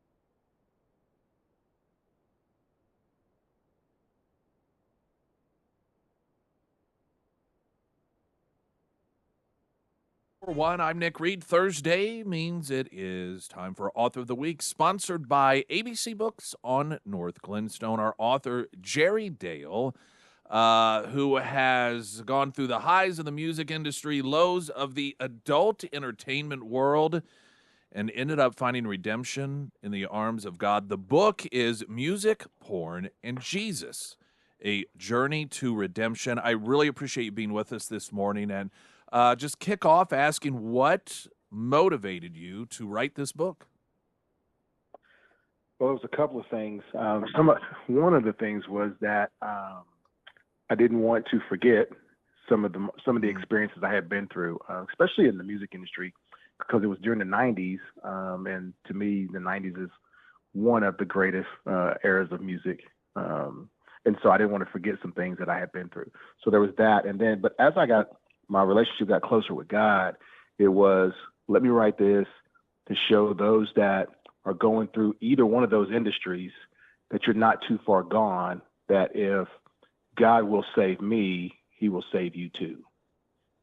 You know, you mentioned the '90s, and I know some of the folks in the music industry in particular you worked with, Will Smith and Snoop Dogg. These are wildly successful individuals and have had extreme longevity. And so often on the outside, people see some of these people rise to fame, they go off the rails, and it just seems as if there's you have access to so many things, particularly if things are going well for you, and access to people who want to please you and want to win favor with you, so they're willing to do anything, and that just seems to there's so many new roads of potential derailment for you. And I know some of what you talk about is, or write about is, if you don't have some sort of real, I guess, anchored purpose in life, this can be a real dangerous area for a person, correct?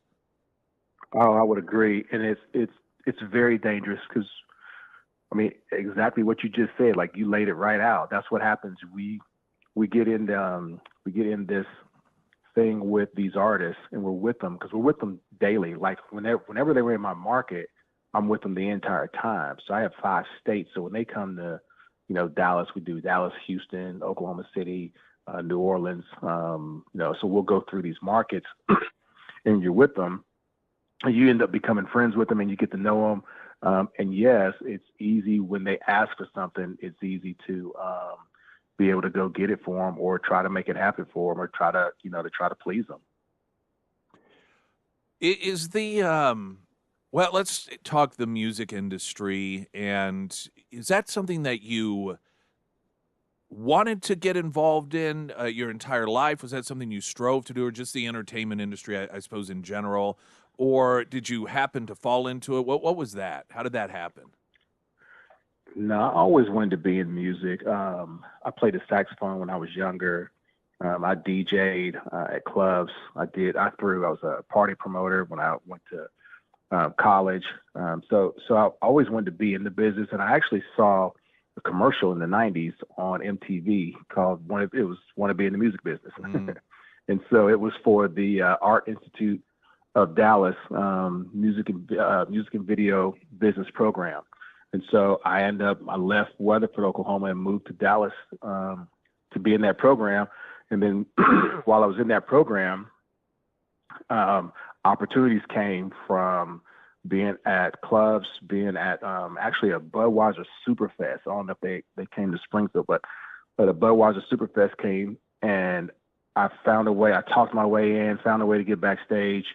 Long story short, I did an interview with Belle Biv DeVoe about Michael Bivins being sued by Boyz II Men at the time. It was a local video show, taped my interview, aired my interview. Someone saw it, told me about it.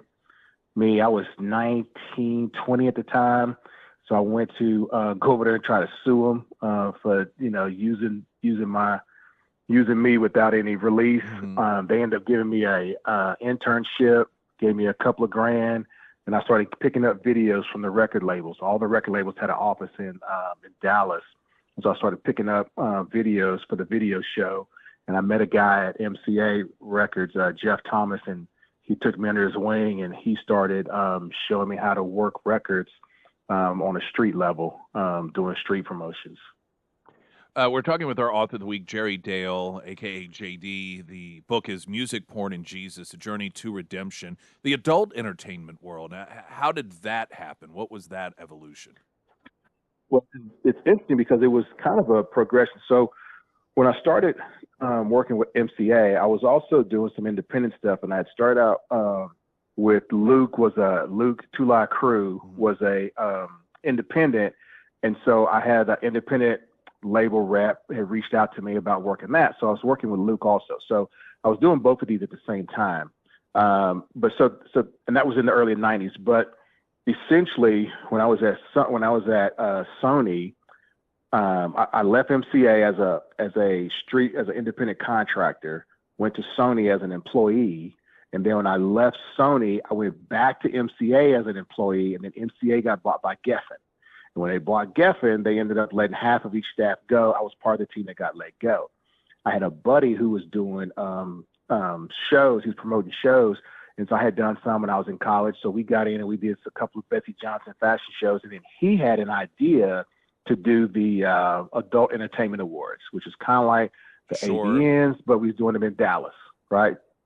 And so we did them in Dallas, but we did them for the local clubs. We did them for the strip clubs. So it's like best cuisine, best dancer, those type of awards. Well, somebody wanted to buy it. I didn't want to sell. I didn't have anything else going on. So I bought my partner out and I did the awards myself in 2002 and 2003. And that led me into that industry. It ended up being a progression from there. Was it so incremental that you did, I guess sometimes somebody gets into an industry that maybe they never thought of, be it for moral reasons or ethical reasons, and it's like they're confronted with this big decision that is a leap. It's a real change. And other times it's so incremental, you're just there before you know it. Was it one of those two over the other for you? It was more incremental. Yeah. I mean, it again, that's what I was saying, like with working for Luke, that was like an introduction to it because, Luke has music and then his stage, his performances involve girls in them. And so it's, his performances, I don't know if you remember hearing anything back in the '90s, but they were wild back then, yeah. And so it was that. And then as I was coming along, when the artists would come to town, right, they would need stuff. So I became that guy. I became the middleman. I write about this in the book as well, because one of my superpowers was that I could get them anything they needed after hours. Because a lot of times anybody can get it during hours, but after hours, when the bars are closed and all of that. So it was incremental. Before I knew it, I was just there. At some point, something occurred, I guess, whether it was just internally, externally, that moment when you knew or felt, gosh, I got to have a change here. Did you know that it was a God-centered change? Was it a moment? Was it a slow wake-up call? What was that?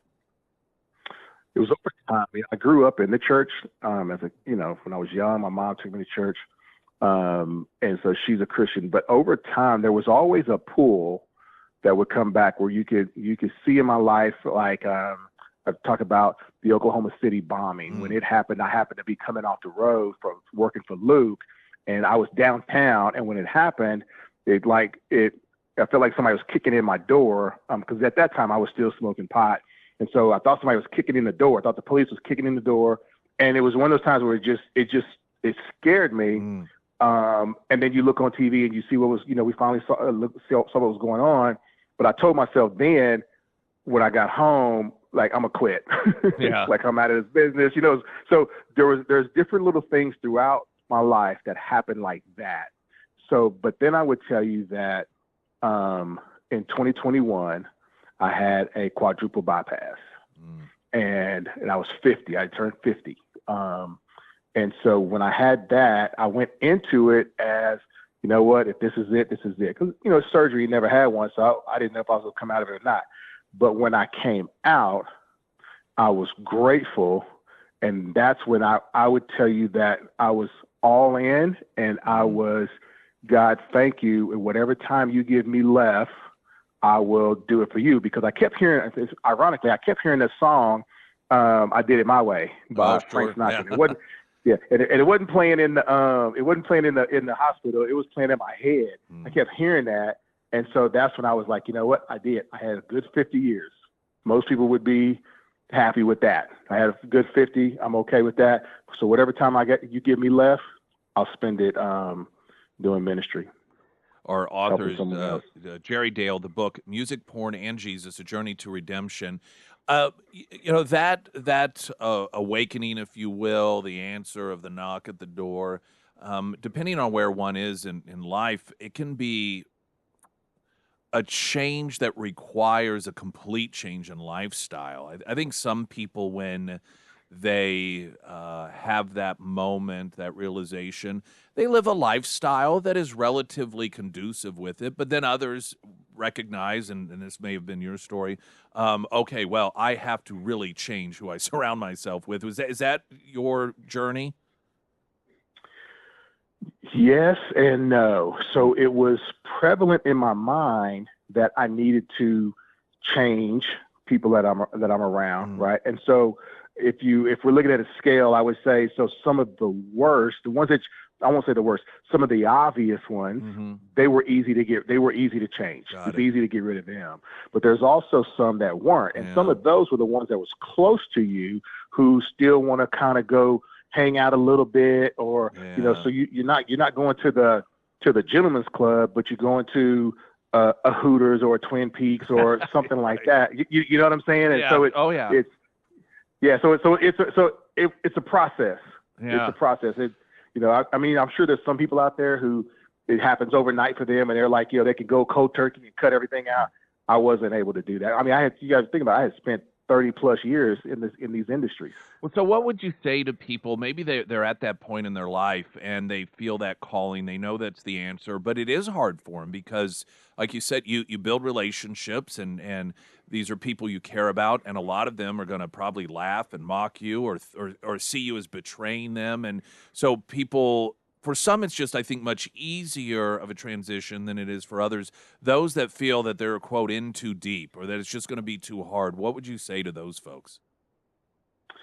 I would just say that, stick with God. I mean, read your Bible and just know that it is a process. It will take time, and God will give you strength to overcome those things and those people, because it happened to me. I mean, I've got people who 14, 15, 16-year friends who are no longer even in my life now, but it wasn't always something that I did. It was something that God did. God made a move, and then they ended up not being in my life anymore. So he helped me along the way because I'm trying to live right and I'm trying to do right. And so I need help, and God will help. He will help remove closed doors and open doors for you. And then it's also good to, have somebody who's going through it. I mean, I'm somebody who's here, they can go to and check out my site and reach out, and I'll always do what I can. And I do some teachings and try to help people to understand just that it is a process. Well, I'm so grateful for folks like you who are willing to share your story, because I think there's so many people out there who are in a way of life in which they feel that they're not worthy to have a relationship with Christ, and they think that there's I think a certain category of people that are worthy, and they don't fall within that category, and so they don't pursue it. And whenever folks like you are out there sharing your story, I think that is so extremely valuable and can be that wake up call for people like, oh, well, wait a minute, I don't have to have led a quote perfect or near perfect life in order for that. And so I know I appreciate that, and I think it makes you such a valuable messenger. Thank you so much. And yeah, and it's I honestly, man, I couldn't have done it without Christ. I know that, I could tell, but it's just one of those things where he, as you said at the beginning of the interview, you talked about being anchored, And that's what I feel like it was. He had me anchored so I couldn't get out there too far. And he didn't let me go to where I couldn't come back. Right. Yeah. And so I would tell people that if you're listening to this and you're hearing this, then you're not too far. You can come back. You mentioned a site that you have people can visit. Yes. Yeah, I am jerrydale.com. All right, Jerry Dale, thank you so much. Really appreciate your time this morning and sharing. He's our author of the week, sponsored by ABC Books on North Glenstone, the book Music, Porn, and Jesus, A Journey to Redemption. For Springfield's Talk 1041, I'm Nick Reed. This is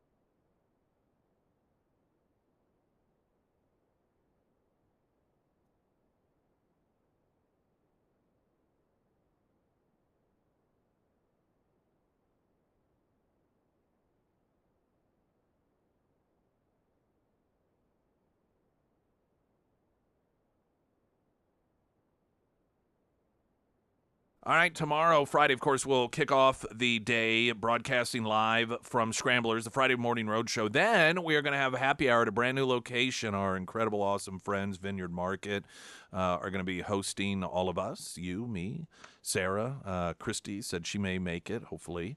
And then, of course, again, like I said, hope to have you all there as well. It's been a couple months since we've had one, as we were at Retro Metro for 3 years, and they were totally awesome, and thought, just try to freshen things up every so often so they don't go stale. And Vineyard Market, great folks over there. They have outdoor area as well as indoor, and it's a pretty good size. It should comfortably accommodate I'd say most, if not all, of us. And so the weather's going to be nice. And they even have, if you're one that gets a little chilly when it's down into the 70s or 60s, they've got the outdoor heating elements. And so it'll certainly be great for that. Tomorrow, 4 to 6, come and go as you please. Vineyard Market in Ozark, just off 65 there on J Highway. Details at ksgf.com.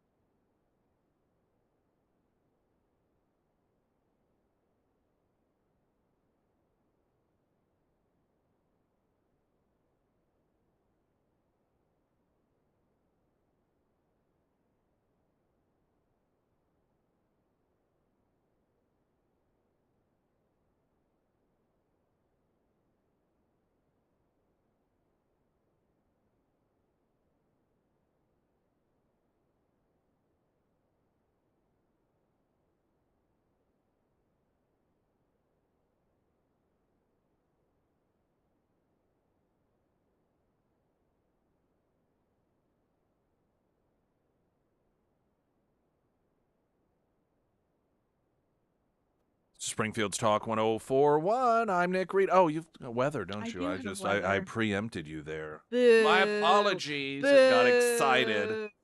The first alert forecast from Ozarks First meteorologist Tom Schmidt, sponsored by J&S Automotive. Today we'll see sunny skies with a high near 68. Tonight mostly cloudy with a low around 56. For your Friday, sunny with a high near 71. And taking a look at Saturday, mostly sunny with a high near 68. Okay, now you can go. All right, thank you very much. Are you sure? Yes. All right, so we've got Jennifer with us, Springfield Symphony, which of course means anytime we have somebody from Springfield Symphony, upcoming performance, Billy the Kid. Yeah, that's coming up this Saturday night at Hammond's Hall. Excellent. So we're super excited for that concert this weekend. Another good one. Well, okay, first off, how are you? I'm good. How are you? I'm doing just wonderful. Wonderful. It's always nice to have you in here. Thanks. It's like once a year, it seems as if we are, we're fortunate enough to have you join us. Well, of course, I appreciate everyone that. that Thank comes you. from the symphony is great. I enjoyed talking about the symphony, but my staff enjoy it as well. So I'll let them share the good things that we're doing. So yeah. We really like, one of the reasons that we partnered up years and years ago with the symphony is because a lot of people who have never been to the symphony maybe have these cliched notions that Right. it's a bunch of old people falling asleep, and it's just no, and it's not. Well, especially once Kyle came along and became, however many years ago that was. Like, I think he's in his 11th season. Yeah, so, I and think. really, I felt did a great job of marketing and having performances that were a great bridge for people who maybe have never experienced a symphony, while at the same time providing the same sort of quality that lovers of the symphony would enjoy. Agree. And the other thing, I think it's a lot of people might think, well, Springfield has a symphony. Well, surely it's not as good as if you go to Kansas City or St. Louis. And that is something we love to introduce people to as well, that it is just absolutely amazing, top notch.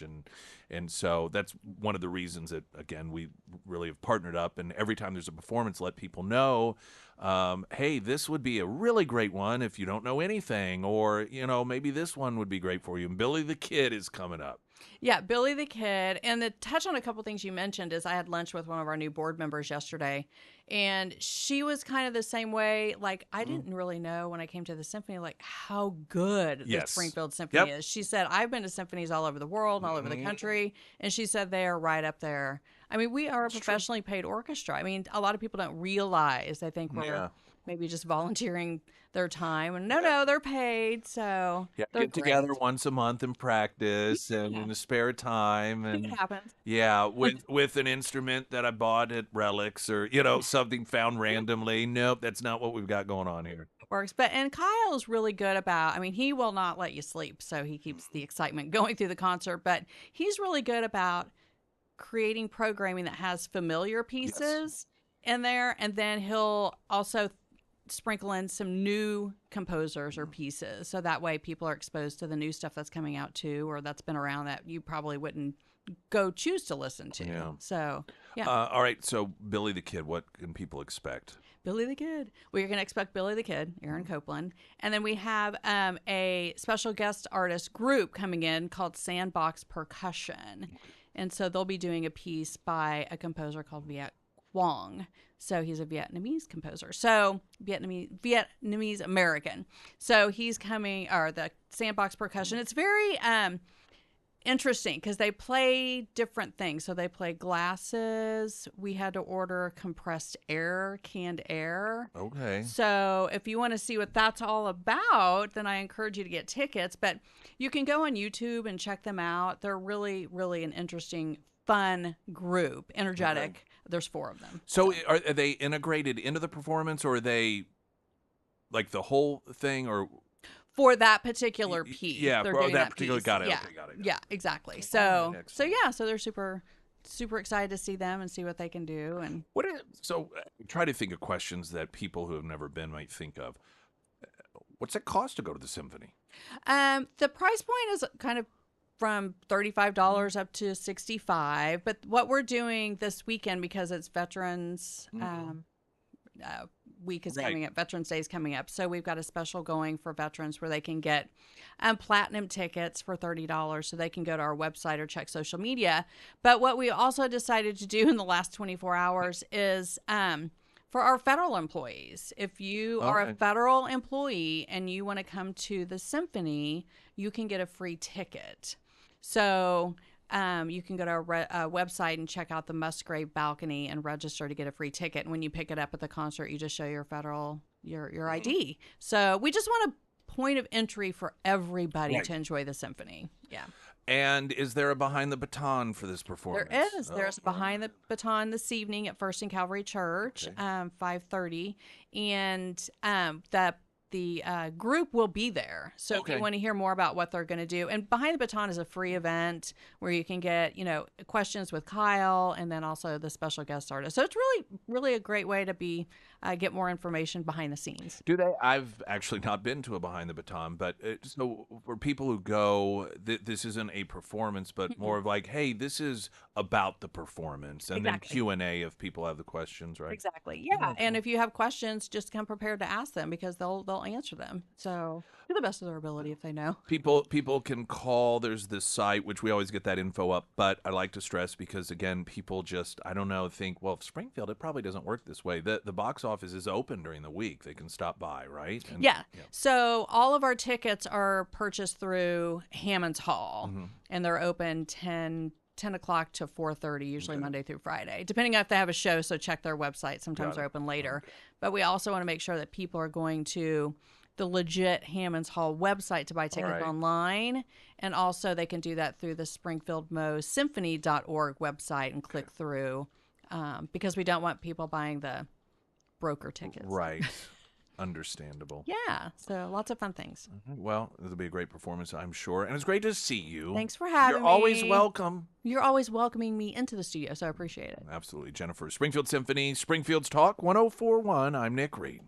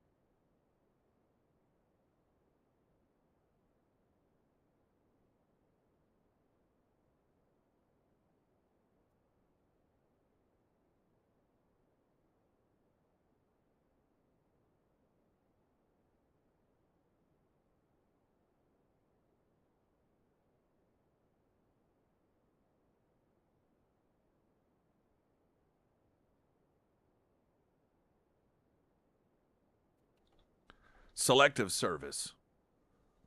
That's what I was talking about, I think, an hour ago? I think so. I couldn't think of I don't even remember what I said. Oh, no, I know. It was, I was talking about. Different things that you do when you turn 18. Yeah, exactly. Because I was talking about how one of those needs to be reach out to Lori Rook, at Ozarks Elder Law. And at 18 years old, you become a legal adult. And so nobody has legal authority over you unless you go through someone like Ozarks Elder Law, who I recommend in order to make that done. And I was like, selective service. I couldn't. I was like, I don't even know if it's still a thing. But a number of you, thank you, said it is still a thing. It is. And I knew exactly what you were talking about, but I just let you kind of flounder. Well, that's nice of you. You're welcome. That's what I'm here for. You're not a very nice person. Well, I think we have all established that. You're welcome. Right If now, at people this could moment. hear the things you say to me my gosh. off air, She is such a liar. no, She is it's not lying true. to you. It is not true. Lying to you with her lying mouth, her lying lips. Filthy liar. I wanted to share a number of different stories with you that most of you may not be aware of. Number one, this is Town Hall. FBI arrests third Dearborn man accused of Halloween terror plot. The FBI arrested a third defendant, Ayab Nasir, 19, of Dearborn, Michigan, in connection with an alleged ISIS terrorism case from earlier this week against the other two Dearborn men, Mahmed Ali and Mahed Momad. All three were charged in the amended complaint with conspiring to provide material support to ISIS, a radical Islamic terror group that has repeatedly killed Americans.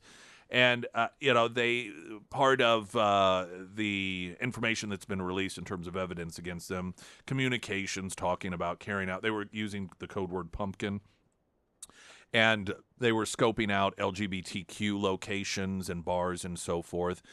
Now, if this were a couple of Trump campaign volunteers, I imagine that there would be a great deal of focus on this. Given, however, that these are individuals that appear to have a background that isn't aligned with MAGA America, but, ISIS, and we know how some of those people feel about homosexuals, that we don't, there's this instinct by the left to cover up for terrorists when it comes to their targeting of the LGBT community. And they dismiss it, they downplay it. For what reasons? That's a whole nother discussion. But a third arrest has been made in what was a thwarted attack against what appears to be the LGBT community in the name of Islam. New York Post, alleged yuppie jihadi, 19, from Montclair, New Jersey, plotted Boston bombing-style attack planned to join ISIS. Two upper-crust student-athletes from Montclair, New Jersey, are accused of participating in an ISIS-inspired terror ring, with one of the suspects allegedly plotting a Boston bombing-style attack, the feds announced yesterday. Thomas Kane Jimenez Guzel and Mio Sadarat, both 19, were arrested on Tuesday, both teens living in $1 million plus Victorian houses in the manicured New York City suburb. The accused yuppie jihadis both grew up in privilege before allegedly turning to ISIS. The mother of one of the terrorist suspects, Mariel Guzel, serves as the head of the United Nations Women's Entrepreneurship Program, and the other suspect's father is an award-winning Iranian-American poet and a professor at Queens College in New York City. A convicted terrorist has pleaded guilty to attacking two correction officers on behalf of ISIS, according to the U.S. Attorney's Office for the Middle District of Pennsylvania and the National Security Division of the Department of Justice. Abdul Rahman El Banswani, 27, of Ontario, Canada, pleaded guilty to offenses related to a 2020 attack on correctional officers at the United States Penitentiary in Allenwood. The documents say that he was an inmate at the USP Allenwood on December 7th of 2020 when he attacked two correction officers using a weapon made from parts of a steel desk in his cell. The officer would lose a right eye as a result of the attack. When he was restrained, a note was found in his sock that read, "This is a terrorist attack for the Islamic State." A pledge of allegiance to ISIS was also found taped to the inside of a locker room in his prison cell, and now he faces a 130-year federal prison term due to that attack. And I'm sure in each one of these we'll be told we have no clue whatsoever what the motivation is. This is becoming more and more mainstream in this country. And again, the people of New York City, the Democrats, just elected an individual that collaborates with individuals that are associated with CARE, which is an organization, unindicted co-conspirators. This is an institution that collaborates with, offers aid and comfort unapologetically to terrorists and terrorist organizations. And we are watching increasingly these individuals get elected to office.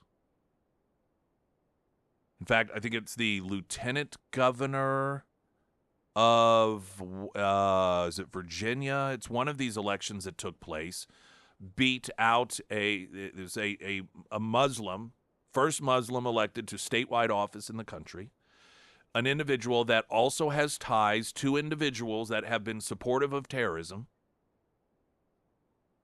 Interestingly enough, beat a Republican homosexual candidate when you look at the relationship between people who are supportive of jihad and the homosexual population in the Middle East. It's an interesting battle between the two. Democrats, of course, siding not with the LGBT community on that one. There have been warnings from many of our friends and allies in places across the country, London being one of them, saying, you people, specifically they're citing New York, have no idea what you're doing to yourselves. You are creating an environment in which people on behalf of ISIS, people on behalf of the, Islamic cause of jihad are going to increasingly carry out terrorist attacks, and it will become so normal that it's just another day. And when you have numerous announcements made within a week about individuals that have either been stopped before they committed a terrorist attack or who carried them out, and now, you've got movement when it comes to holding them accountable, and it's hardly anywhere in the news, that is not a good sign for this country.